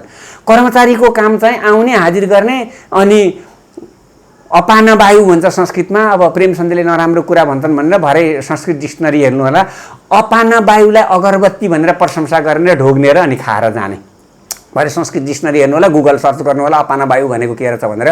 म चाहे पूर्व राजाको होस्, चाहे पश्चिम राजाको होस्, चाहे बालवाला राष्ट्रपतिको होस्, चाहे प्रधानमन्त्रीको होस्, चाहे मन्त्रीको होस्, चाहे सचिवको होस्, कसैको पनि म चाहिँ गलत कुराको गलत र सही कुरालाई सही भन्दाखेरि यो ठाउँमा आयो, यो ठाउँमा आउनु पर्यो।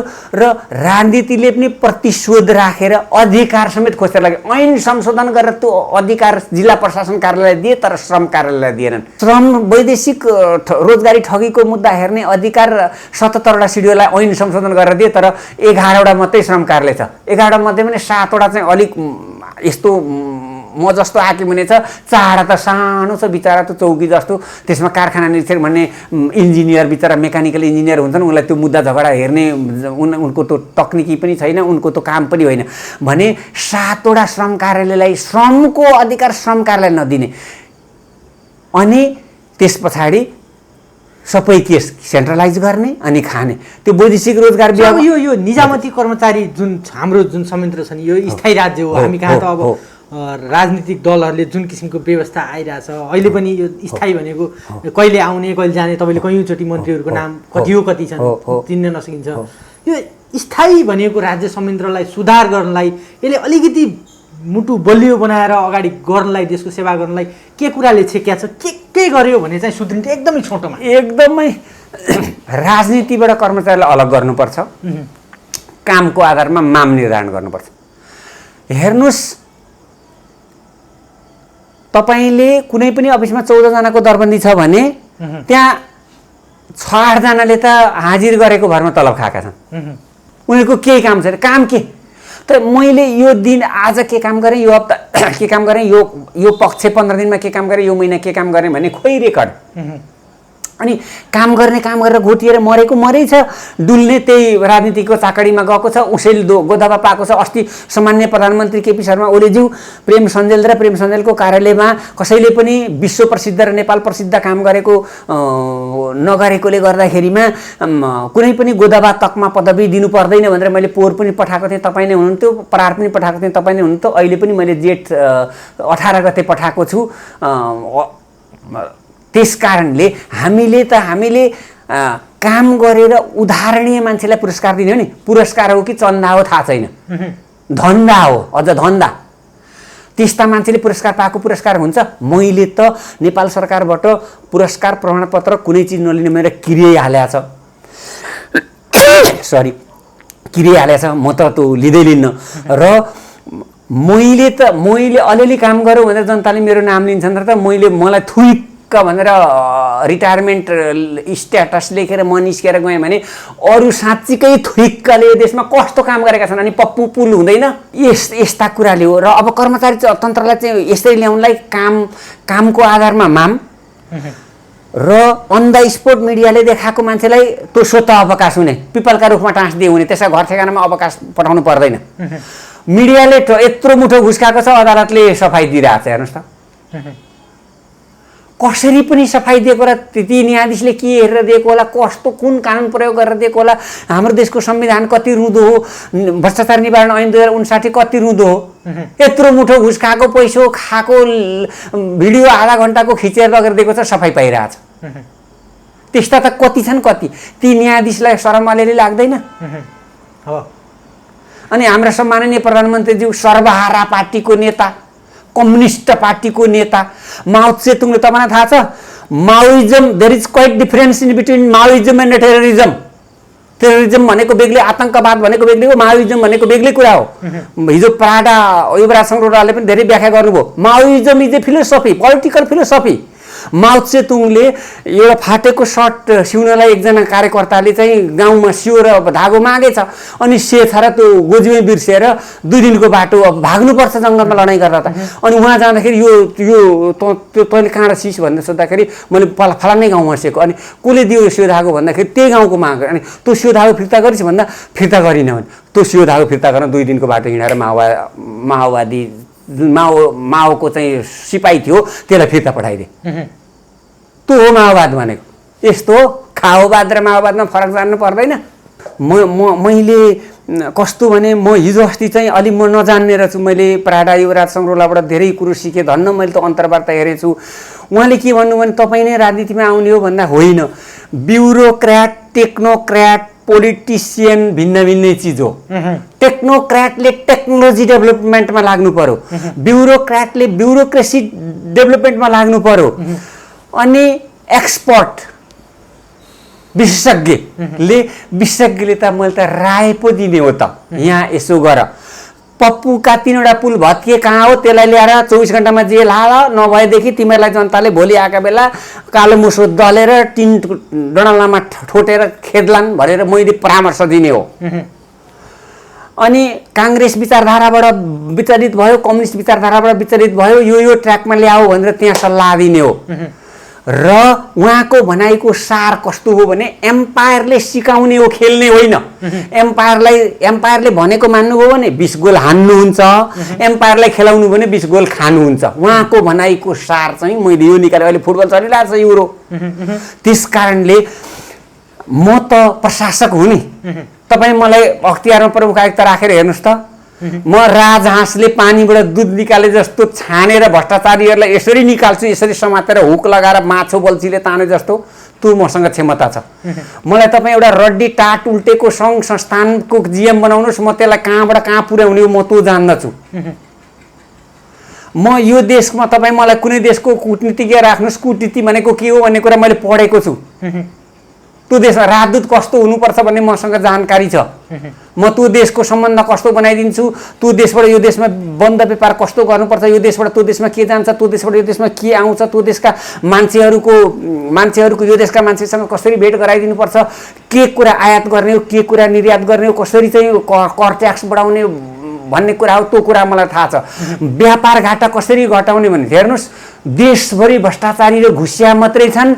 हाम्रो देशमा प्रयोग हुने चिजहरू 3 करोडको प्राडो मुख्यमन्त्री चढ्ने। 3 करोडको प्राडो किन चाहियो भन्नुहोस् त? यो गरिब जनताको रगत निचोरेर आएको पैसा होइन। यसो गर्न मिल्छ सम्माननीय प्रधानमन्त्री? यसको हिसाब राख्नु भएको छ? अब आउँदा भोटमा आउनुहोस्, तपाईँलाई यो 3 करोडको प्राडो चढ्ने मुख्यमन्त्रीहरू र तपाईँहरू मन्त्रीहरूलाई त्यही भोटमा देखाइदिन्छन्। अनि तपाईँहरू कहाँ जानुहुँदो रहेछ?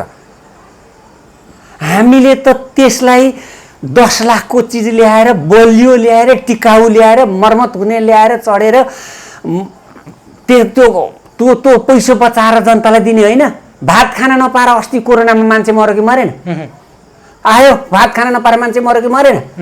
सारा फोकटिया फ्याङ्टे बगमफुसे कुरा गरेर हामी चाहिँ तल गयौँ। त्यस कारणले मैले अहिले त्यो बनाइसकिसकेको छैन। मलाई अमेरिका, क्यानाडा, अस्ट्रेलिया, जापान त मैले पढेको देश पनि भयो, त्यो ठाउँबाट निमन्त्रणा पनि आएको छ। त्यता जानुहुन्छ? खै अब के गर्ने अहिले मैले निर्णय पनि गरिसकेको छैन। उही बेला मलाई राज्यले तपाईँलाई कुनै एउटा भूमिका दियो भने पनि त्यसको लागि तयार होइन। म त त्यो उत्तम सञ्जेल भन्ने 100 मा पढाउने भाइ छन् नि, ती मेरा भाइ पर्छन्। सञ्जेल संसारको, कालीकोटको, भक्तपुरको, भोजपुरको, विराटनगरको सञ्जेलमा कहीँ फरक हुँदैन। अरू जातमा अरू थरमा फरक भए जस्तै उनले भन्थे तँलाई शिक्षा मन्त्रीले बोलायो भने जान्छस् भन्दा म त दौडेर जान्छु भनेर भन्थे। त्यस्तै म उस बेला जापानले उही अड्याउँछु भन्दा त नअडिएर मलाई कतिखेर के अरे पर्समा तलब लिन गयो, सारेलाई झोलामा तलब दिन खोजेको थियो भन्दा त म छोडेर आएको। यहाँ 1 झोला तलब आउँछ, नेपालमा त पर्स पनि भरिँदैन पनि भनेका थिए मलाई पर्स पनि चाहिएन।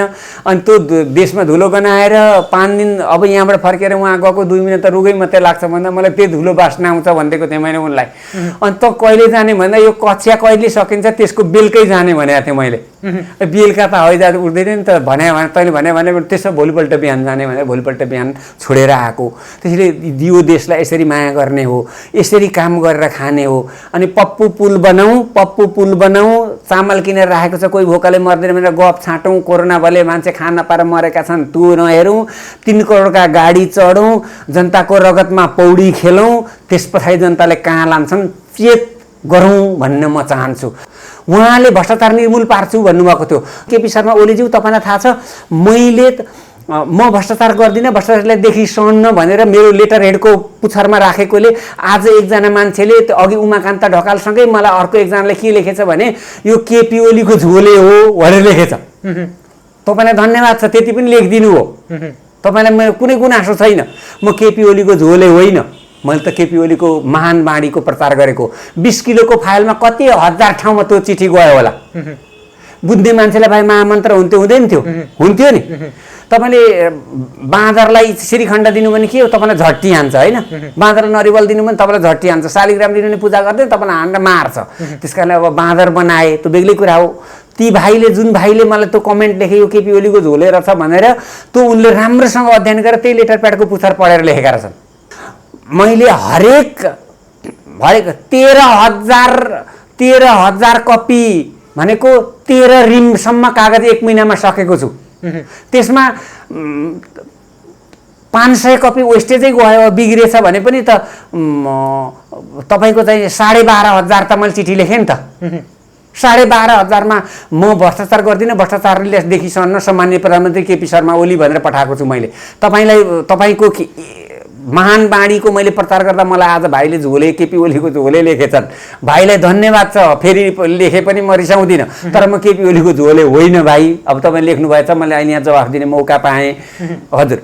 अनि तपाईँको महान बाणीको मैले 13,000 प्रति प्रचार गरेँ। अनि तपाईँको पालामा चाहिँ संस्थागत भ्रष्टाचार भयो। तपाईँले भ्रष्टाचारी मन्त्रीलाई कारबाही गर्नु भएन। 1 2 तपाईँले भ्रष्टाचारी सचिवलाई कारबाही गर्नु भएन। 3 तपाईँले भ्रष्टाचारी कर्मचारीलाई कारबाही गर्नु भएन। 4 तपाईँले ट्रेड युनियनलाई बोलाएर तपाईँको यो देशमा ट्रेड युनियनमा यस्तो होल्ड छ कि यस्तो होल्ड सायद कम्युनिस्टै हुने देशमा, चीन जस्तो एक छत्ता कम्युनिस्टै हुने, हाम्रो त मल्टी पार्टीसम्म त छ नि कम्युनिस्टको सत्ता भए पनि, चीन जस्तो देशमा पनि तपाईँको पार्टी आबद्ध कर्मचारी यस्तो स्ट्रङ ट्रेड युनियन सायद त्यहाँ चीनमा पनि छैन होला। त्यस्तो ठाउँमा तपाईँले ती मान्छेलाई बोलाएर भ्रष्टाचार रोकौँ भन्नु भएन। तपाईँको पालामा संस्थागत भ्रष्टाचार शर्मा ओलीज्यू तपाईँको मूल्याङ्कन जनताले गरेका छन्। प्रेम सर, अब अन्त्यमा पनि छु। तपाईँको यो 40 वर्ष यात्रालाई तपाईँ आफैले कसरी सम्झिनुहुन्छ? त्यो खरिदारदेखि उपसचिवसम्म होइन, म त बहिदारदेखि नि मैले बहिदारमा सेती अञ्चल अदालत दिपाली सिलगढीमा मलाई नियुक्ति गर्ने मान्य न्यायाधीश चन्द्र प्रसाद पराजुली जो सर्वोच्चको न्यायाधीश हुनुभयो, उहाँलाई खेलकुद गरेर प्रधान न्यायाधीश हुन दिएन। हेर्नुहोस्, उहाँ अहिले स्वर्गीय हुनुभयो। उहाँले मलाई चाहिँ निष्पक्ष जाँच लिएर त्यो जागिर दिनुभएको। म त्यो बेला भूमिगत थिएँ, लुक्नलाई डोटी गएको। अनि त्यो जागिर दिएपछि मैले एउटा मुद्दामा उहाँले मलाई सरजमिन गर्न जा भन्नुभयो। त्यो सरजमिन गर्न जाँदाखेरि कस्तो रहेछ भने म उही रोएँ। त्यस बेला म एकदम बच्चै थिएँ। अनि एकजना धनाढ्य रहेछ अनि एकजना गरिब हुनुहुँदो रहेछ। अनि उहाँको 2टा गरा बारी, त्यो बारी पनि होटेलमा सुत्ने बेड जत्रा। एउटा दारिमको बोट किक्रिक परेको, एउटा ढुङ्गाले छाएको घर, डोटीमा ढुङ्गाले घर छाउँछन्, मुनिबाट गोरु बाँध्ने, माथिबाट आफू बस्ने, केही नै त्यही हलो रहेछ उनको, एउटा हलो आफै बनाउँदो रहेछ अनि त्यो जुतेर खाँदा रहेछन्। अनि त्यो धनाड्यले चाहिँ यो 2 एघार बारी मेरो भनेर हडपिदिने भएछ। अनि त्यो मुद्दा ल्याएर उसले कुन दुःखले त्यहाँ चाहिँ हालेका छन् अदालतमा। अनि त्यहाँ गएर भने चाहिँ अनि मैले दाई, अनि उनले के भने रुँदै भने मसँग त सरलाई भुटेर दिने मकै पनि छैन, उनले भात त खानै पाउँदैन, गरिबहरूले कहाँ भात खान्छन् र। अनि त्यो भुटेर खाने 2 घुवा मकै पनि छैन सर, आज अब सर त महाजन कहाँ गएर मासु भात खाएर जानुहुन्छ होला, मेरो यो 2 एघार बारी र यो घर पनि उड्ने भयो भनेर भन्नुभयो। अनि मैले भनेपछि म त्यो बेला मेरो केटाकेटी बुद्धि रहेछ, मलाई अहिले पश्चाताप पनि छ उसलाई सोधेकामा, यस्तो यो प्याङ घरमा किन बस्नु पर्यो यसो झगडा गरेर, कुनै डाँडैमा गएर बसे पनि भयो नि त, यत्रो टेन्सन सहेर भनेछु मैले। त्यस पछाडि मेरो नागरिकता पनि यही हो, मेरो नेपाल पनि यही हो, मेरो देश पनि यही हो भनेपछि मैले धन्न सम्हालिएर उहाँलाई ल भए दाइ भने। अनि त्यस पछाडि त्यो महाजनले मासु भात पकाएर मलाई खान बोलाएको थियो, म मासु भात खान आएको होइन सरजमिन गर्न आएको भनेर सरजमिन गरेँ। 21 जनले सबैले महाजनको हो भनिदिन्छन्, साँचीहरूले। त्यस बेलामा यत्रो ठुलो कागज हुन्थ्यो, त्यो नेपाली कागज हुन्थ्यो, अनि नाङ्लो, अब टेबल त हुँदैन गाउँमा, अनि नाङ्लो हुन्छ नि सुप्पो, त्यो नाङ्लोलाई घोप्टो पारेर भित्तामा राख्नु पर्थ्यो भुइँमा, अनि त्यहाँ त्यो जग्गाको चाहिँ भूगोल तयार गर्नु पर्थ्यो। उत्तरतिर फलानाको जग्गा, दक्षिणतिर फलानाको जग्गा, पूर्व पश्चिम यस्तो, यो गरौँ यति गरा बारी यता फर्केको पुराका पुरा त्यसको कलमले नक्सा पनि बनाउनु पर्थ्यो। र वादीको बेहोरा, प्रतिवादीको बेहोरा, वादीका साँची, प्रतिवादीका साँची र पेटबोलीका साँची। पेटबोलीका भनेको चाहिँ उनी दुईटाले नराखेका, त्यस्तो राख्दैन गुसियाहरूले अक्सर। अनि मैले हेड सरलाई बोला भने, यहाँ हेड सर छ कि छैन, छ, उसलाई बोला। अनि गाविस सचिव छ, त्यसलाई बोला, तिम्रो दुईटा भन् त। यहाँ गाविस सचिव कति वर्ष बसेको? 6 वर्ष हजुर भने। यहाँ आइज भाइ बयान गर्न। अनि यो सारा तैँले 6 वर्ष यो घरको बाटो हिँडेको छ सही कि हो, यो घर कसको? यो घर त्यही गरिबको, यहाँ लेखेर सही गर भनेर त्यसलाई गराएँ। हेड सरलाई भने तिमी के मान्छौ भन्दा म जनै र गायत्री मान्छु भने, त्यो जनै समातेर गायत्री जपेर यहाँ भन, यो कसको हो भने यस्तो हो। अनि मैले पेटबोलीका साँची बेग्लै, वादीका साँची बेग्लै, प्रतिवादीका साँची बेग्लै, र अनि मेरो सरजमिन गर्न जाने कर्मचारीको राय फेरि पुछरमा लेख्नुपर्छ। अनि त्यो राय लेखेपछि त्यो आएर हेरेर न्यायाधीशले फैसला दिने हो। त्यो हेरेर आएर न्यायाधीश कहाँ लगेपछि त्यो मुद्दा त्यो न्यायाधीशले हराइदिए। हेर्नुहोस्, त्यस्ता पनि न्यायाधीश देखेँ मैले यो देशमा। त्यस्ता कहाँ न्याय गएर न्याय हुन्छ? अनि मैले त्यो विरुद्धमा त्यहाँ पनि त मुख्य न्यायाधीश हुन्छ, हाकिम हुन्छ नि, मैले चाहिँ उहाँलाई रिपोर्ट गरेँ यस्तो मुद्दा यस्तो फैसला भयो भनेर। त्यसपछि 7 दिनमा उहाँले चाहिँ त्यस्तो फैसला गर्ने न्यायाधीशलाई त्यहाँबाट उडाइदिनु भयो। सबै मान्छे फोरी त हुँदैनन् नि, र त्यो मुद्दालाई फेरि रिसुनवाई गरेर त्यो जग्गा त्यही गरिबलाई दिलाइदिनु भयो। हाम्रो देश त्यस्तो छ। र त्यहाँ मैले तपाईँले किनेको चिया मेरो लागि तपाईँकै रगत बराबर हो, अत चिया खान जाउँ भने मलाई अप्ठ्यारोमा नपार्नु होला भन्ने हातले लेखेर भित्तामा टाँसेको थिएँ। त्यस बेला के थियो र एकजना साथी त कलम चोबेर पनि लेख्थे हौ त्यहाँ। त्यस्तो उसलाई चोबेरै लेख्नमा मजा आउँथ्यो, कलम चलाउँदा मलाई मजा आउन्न सर, मलाई सर्दैन भनेर, अथवा मेरो बानी छैन भन्नुहुन्थ्यो भने त्यस्तो ठाउँबाट आएको म। र त्यहाँदेखि यहाँसम्म आइपुग्दाखेरि मैले मेरो लाग्दो सक्दो पुग्दो गरेँ, तर मैले चाहेको सुधार गर्न सकिनँ। म थुइक्क म नै हुँ। प्रेम सन्देलले 40 वर्षमा जे कसम खाएर आएको थियो त्यो गर्न सकेन, र त्यो गर्न नदिने राजनीति हो र कर्मचारी तन्त्र हो, अरू कोही होइन, जनता कोही होइन। अन्त्यमा के भन्न चाहन्छु सर? तमाम निजामती कर्मचारीहरू, तपाईँका सहपाठीहरू हुनुहुन्छ, राजनीतिज्ञहरू हुनुहुन्छ, तमाम जनताहरू हुनुहुन्छ, सेवाग्राहीहरू हुनुहुन्छ, के भन्न चाहन्छु? ल, म राजनीतिज्ञहरूलाई तपाईँहरूका माई बापको बिपीलाई महामानव भन्ने, उनलाई लात्ताले हानेर घुस भ्रष्टाचार गर्ने नगर्नुहोस्, बिपीको विचारधारामा हिँड्नुहोस्। धेरै कुरा उहाँले भन्नुभएको छ, मैले अघि चारवटा कुरा भने पनि, त्यसमा हिँड्नुहोस्। काङ्ग्रेस कहाँ पुग्छ भविष्यले देखाउँछ। कम्युनिस्टलाई सर्वहारावादीको सरकार भन्ने, भ्रष्टाचार देख्न सक्दैनौँ, हेर्न सक्दैनौँ, सुन्न सक्दैनौँ भन्ने संस्थागत भ्रष्टाचार भइरहेको छ। आज पनि भएको छ। केपी शर्मा ओलीज्यूको 4 वर्षमा संस्थागत भ्रष्टाचार भएको छ। त्यसबाट निस्किनुहोस्। तपाईँ पुष्पलाल मनमोहनलाई सम्झनुहोस्, कृष्णप्रसाद भट्टराई प्रधानमन्त्रीले छाता र ट्याङ्का लिएर जानुभएको थियो, त्यही लिएर निस्केर आउनुभयो। मनमोहन अधिकारीलाई कसैले भन्न सक्छ एक पैसा घुस खाएको भनेर? मनमोहन प्रधानमन्त्री हुँदाखेरि यी खेलाडीहरूले मनमोहनलाई रक्षा र प्रधानमन्त्री कार्यालय चाहिँ त्यस बेलाको सिस्टममा प्रधानमन्त्रीलाई दिने थियो। त्यस बेला माधव कुमार नेपाल प्रधानमन्त्री हुनुहुन्थ्यो, उहाँले रक्षा खोसेर आफै राख्नुभयो र मनमोहन अधिकारी राजदरबार मन्त्री मात्रै हुनुभएको थियो। मैले उहाँसँग घरेलु मेरो चाहिँ व्यक्तिगत सम्बन्ध भएकाले र जेलमा भेट भएकाले मैले उहाँलाई भनेको पनि थिएँ, एउटा मन्त्रालय त राखेर राम्रो चलाउन भन्दाखेरि यो राजदरबार पनि छोड्दाखेरि हाम्रो पार्टी राम्रो हुन्छ भने म यो पनि छोडिदिन्छु भन्नुभएको थियो। झन्डै रोएँ म र अनि फर्केर आएँ। भनेपछि उहाँलाई पेलेर नदिएको रहेछ नि। त्यस बेला उप प्रधानमन्त्री त माधव कुमार नेपाल हुनुहुन्थ्यो, रक्षा उहाँसँगै थियो, परराष्ट्र पनि उहाँसँगै थियो। मनमोहन सिर्फ राजदरबार मन्त्री हुनुहुन्थ्यो जसको कुनै कामै थिएन। कसैले मनमोहनलाई कुरा उठाउन सक्छ, कसैले कृष्णप्रसाद भट्टराईलाई कुरा उठाउन सक्छ, कसैले विश्वेश्वर प्रसाद कोइरालालाई घुस भ्रष्टाचारमा कुरा उठाउन सक्छ? सक्दैन नि। भ्रष्टाचार गरेन भने कसैले कुरा उठाउँदैन। त्यसैले कम्युनिस्टहरू कम्युनिस्टको मेनिफेस्टोमा हिँड्नु पऱ्यो, काङ्ग्रेसहरू काङ्ग्रेसको मेनिफेस्टोमा हिँड्नु पऱ्यो। त्यति त राजनीति सुध्रिहाल्छ, कहाँ पुग्छ पुग्छ। सधैँभरि अर्काको पार्टी बलियो होस् भनेर सराप दिँदा पनि दिनुपर्छ। अर्काको पार्टी बलियो भने पो आफू डराइन्छ र राम्रो राजनीति गरिन्छ। यहाँ त घुस खाने, कमिसन खाने, पप्पूका पुल बनाउने, कमिसन लाने, भोट किन्ने, भैँसी राँगा काट्ने, खसी खाने अनि त्यसले भोट जित्ने भयो। राजनीतिज्ञहरू सुध्रिनुहोस्। यहाँ एउटा त्यसमा त हामी कर्मचारी नै छैनौँ। हामी त घुसिया, भुसिया, छुसिया, जड्या, कप्ट्या, द्रव्य पिसाच, घोसे, घोप्टे, कप्टी र चाप्लुसे, घुबु छु जकद र घोघो कचा, यो फर्मुला हो। हामी यस्ता छौँ। हामी कर्मचारी नै होइनौँ। हामी राणा कालका भतुवा, होक्के, ढोके राजनीतिज्ञ कहाँ गएर त्यसको अपाना वायुलाई अगरबत्ती भनेर पूजापाठ गरेर उसलाई संरक्षणमा राखेर यहाँ जनताको रगत चुस्ने छौँ। तपाईँलाई एउटा कुरा म भन्छु, sub overseer, sub engineer, engineer, divisional engineer, superintendent engineer, chief engineer, 7वटा भने होइन। यो 7वटाले त्यो पुल बन्दै गर्दाखेरि अथवा त्यसको मेटेरियल्स तपाईँहरूले जाँच गर्नु भएन? पप्पूको 3टाको तपाईँहरूले घुस खानुभयो, कमिसन खानुभयो र भत्कियो। ठिक सामग्री हाल्यो भने त्यो पुल त्यस्तो हुन्छ? हुँदैन नि। जियोलोजिकल अथवा जियोग्राफिकल कारणले त्यस्तो भएको भने त त्यसको कारण दिन सकिहालिन्छ नि। तपाईँहरू त्यसको कमिसन खाएर, देशको कमिसन खाएर नबस्नुहोस्। उहाँहरूलाई थाहा छ नि जल्जाली मन्त्री, अनि त्यसैको कमिसन मन्त्री माननीयले खाएका छन्, पार्टीले खाएको छ। त्यस कारणले यति तल झरेको छ। तपाईँहरू देशको सेवा गर्नुहोस्, होइन भने देशमा अराजकता आउँछ र जनताले कानुन हातमा लिन्छन् र जनता कानुन हातमा लिएर आएको दिन मैले इतिहासमा एउटा दुईटा देशमा पढेको छु, एकै दिन पुरै कर्मचारी तन्त्रलाई अवकाश दिएको पनि इतिहास छ। सबैभन्दा ठुलो अब यो नेपालमा सबैभन्दा ठुलो नीति भनेको नीतिको पनि नीति भनेको राजनीति, ठुलो नीति भनेको होइन।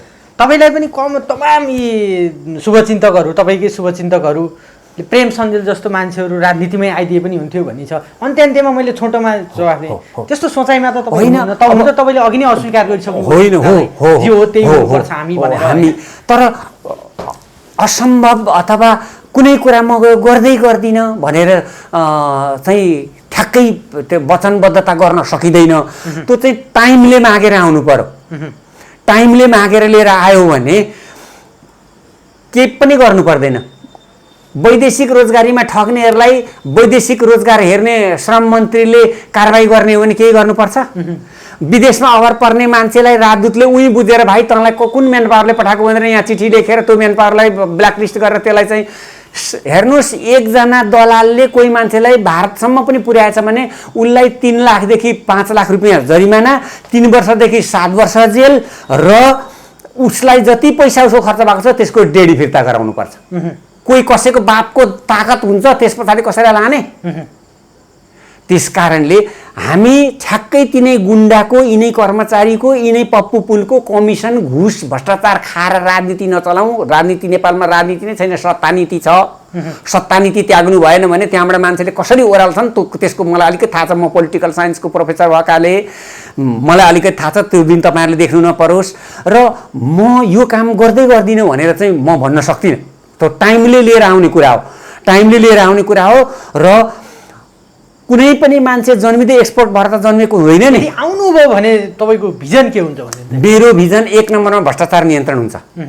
भ्रष्टाचारीलाई त म यो देशमा कानुन बनाउँदाखेरि फेरि डिक्टेटरसिप पनि चलाउनु हुँदैन भन्छ। हिजो प्राडा युवराज सङ्ग्रौलाको कुरा सुनेपछि अलिक डराएँ पनि म अलिक कडा पनि छु पर्सनली। म आर्मी भएकाले मैले आफ्नो भाषा पनि भाका पनि झिक्छु, तर त्यसो गर्नु हुँदैन रहेछ। त्यो अर्को समस्या हुँदो रहेछ। फेरि यहाँ अहिले राजनीतिज्ञहरू यस्ता छाडा किन भयो भने हामी बाहेक को छ र? कि शेरबहादुर, कि कृष्णप्रसाद भट्टराई, के अरे केपी ओली, कि महन्त ठाकुर, कि कमल थापा, कि चाहिँ माधव कुमार नेपाल, कि झलनाथ खनाल, कि प्रचण्ड, हामी बाहेक कहाँ जान्छ र भनेर जुन घमण्डमा तपाईँहरू बस्नुभएको छ नि, त्यो घमण्ड चाहिँ नगर्नुहोस्। तपाईँहरूको विकल्प जनताले खोज्न सक्छन्। त्यति नै हो नि, जो आए पनि हामी नै हो।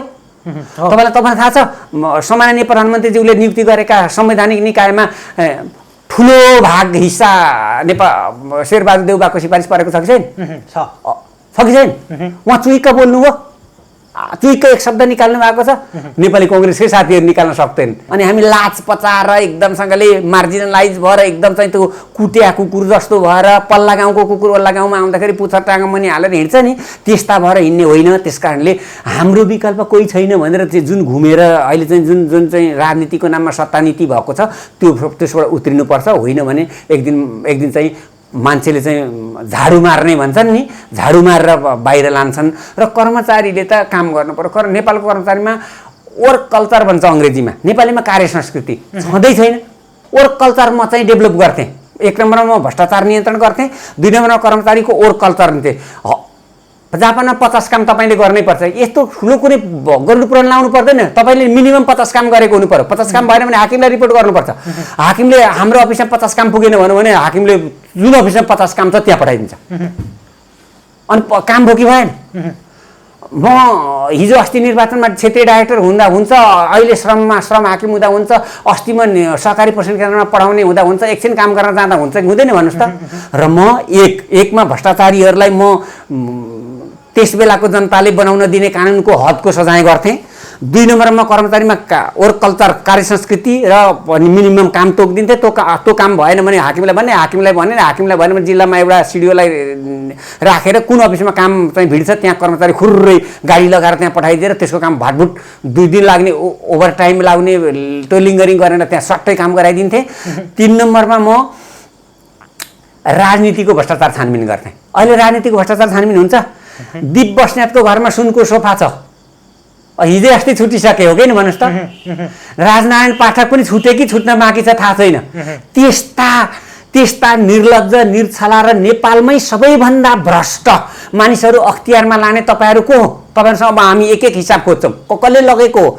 उसका घरमा सुनको सोफाको जलप छ दीप बस्नेतको घरमा। उसलाई त्यही अख्तियारमा उसकै चोरी सर्टिफिकेटमा मुद्दा थियो, उही सहसचिव मुद्दा त्यही गरेर मिलायो दीप बस्नेतलाई। पछि ऊ त्यहीकै प्रमुख आयुक्त भए। त्यस कारणले यसको हामी हिसाब खोज्छौँ। भविष्यमा जनताले हिसाब खोज्छन्, त्यसको हिसाब दिन तयार भएर बस्नु होला। मान्छे केही पनि होइन, व्यक्ति केही पनि होइन, विचार मुख्य कुरा हो। विचार छोडेकाले यस्तो भयो। म मरेर पनि केही हुँदैन। मैले धेरै प्रेम सन्जेल जन्माइसकेको छु। अब प्रेम सन्जेल मरेर पलायन भएर केही हुँदैन। कोरोनाले म सिल्टिमरै खान पनि अहिले पनि मलाई बिरामी छु। यहाँ बोल्दा बोल्दै ढलिएला मैले 4-5 खेप खोकी पनि सकेँ। म धन्न यहाँ बोल्दैछु। मैले भनेको पनि थिएँ तपाईँहरूलाई बोल्न सक्ने स्थितिमा छैन भनेर। र म गएँ भने पनि मेरो विचारधारा जाँदैन। मैले धेरै प्रेम सन्देश जन्माएको छु। एक हिसाब खोजिनेछ कर्मचारीसँग पनि र राजनीतिज्ञसँग पनि, र जनताले खोज्नेछन्। र जनताहरूलाई पनि म विनम्र अनुरोध गर्छु, 3 करोड नेपाली जनताहरू भोट दिँदा विचार गर्नुहोस् र तपाईँको करको हिसाब गर्नुहोस्। यो एनसेल काण्ड, पप्पू काण्ड, यी भ्रष्टाचार काण्ड, यी अख्तियारमा त्यस्ता मान्छे हेर्नुहोस्। अख्तियारको राजनारायण पाठकको घुस दलाली अड्डा कोटेश्वरमा थियो कि त्यसमा लाज मान्नु पर्दैन? अहिले कसले नियुक्ति गरेको त्यसले आत्मआलोचना गर्नु पर्दैन? मैले अस्ति कत्रो स्टेटमेन्ट जारी गरेको थिएँ, मैले 40 वर्षमा मैले केही काम गर्न सकिनँ भनेर। उहाँहरूले गर्नु पर्दैन? अनि त्यो नियुक्ति गर्नेलाई कारवाही गर्नुपर्छ कि पर्दैन भने त नियुक्त हुने मान्छे मात्रै दोषी हुन्छ। तपाईँको घरमा पालेको कुकुरले कसैलाई टोक्यो भने के कुकुरले उपचार गर्छ? तपाईँले गर्नुपर्छ कि पर्दैन? त्यस कारणले अब म यदि राजनीतिमा आएँ भने जसले सिफारिस गरेर जुन पोस्टमा गएको मान्छे हो त्यसको जिम्मा त्यसैले लिनुपर्छ र त्यसको सजाय त्यसलाई कमसेकम आधा यसलाई हुनुपर्छ। अन्त्यमा के भन्नुहुन्छ? तपाईँका तमाम शुभचिन्तक कर्मचारी साथीहरू पनि हुनुहुन्छ होला विगतका, होइन? ती साथीहरूलाई काम गर्ने सिलसिलामा धेरै गल्ती कमजोरी अथवा अनेक आफ्नो पदीय दायित्वले केही जिम्मेवारी दिएको होला। ती तमाम साथीहरूलाई पनि केही भन्न चाहनुहुन्छ अन्त्यमा? म उहाँहरूलाई के भन्छु भने जागिरमा एकदम यो भतुवा जस्तोको स्थितिमा नरहनुहोस्। जागिर जाने भए प्रेम सञ्जेलको जान्थ्यो। मैले के गरेँ तपाईँलाई बताइरहनु परेन। काम गर्नुहोस्, जनताको रिस्क टेकिङ बिहेभियर भन्छ कि, रिस्क लिने क्षमतै छैन हामीसँग, रिस्क लिँदैनौँ। रिस्क लिएर काम गरौँ न, हामी रिस्क लिएर काम गरौँ र राजनीतिबाट तटस्थ रहौँ र कार्य संस्कृतिको विकास गरौँ। कर्मचारीलाई यति नै भन्छु। जनतालाई तपाईँहरूले चाहनुभयो भने तपाईँहरूले चाहेको ठाउँमा म जुनसुकै बेला नमरुन्जेल आउँछु। जनताले चाह्यो भने जनताले चाहेको ठाउँमा आउँछु र तपाईँहरूले बोलाएको ठाउँमा पनि आउँछु। अहिले बिरामी छु। तपाईँहरूका आवाज कहाँ लानुपर्ने हो लाने, स्वदेश विदेश अङ्ग्रेजी नेपाली हिन्दी मैथिली संस्कृत जापानी केमा ट्रान्सलेट गर्नुपर्यो त्यो गर्छु। तपाईँले चाहनुभयो भने म तपाईँले खटाएको ठाउँमा आउँछु र राजनीतिज्ञहरूलाई सत्ता नीति छोडेर राजनीति गर्नुहोस्। अवाक भो, अति भो, खती भो, क्षति भो, उत्पातै हो। तपाईँहरूलाई मान्छेले कुन कोटीमा कसरी मूल्याङ्कन गरेका छन् भन्ने कुरा बुझ्नुहोस्, बाहिरै नहिँड्नुहोस् भन्ने भन्छु। यति नै हो।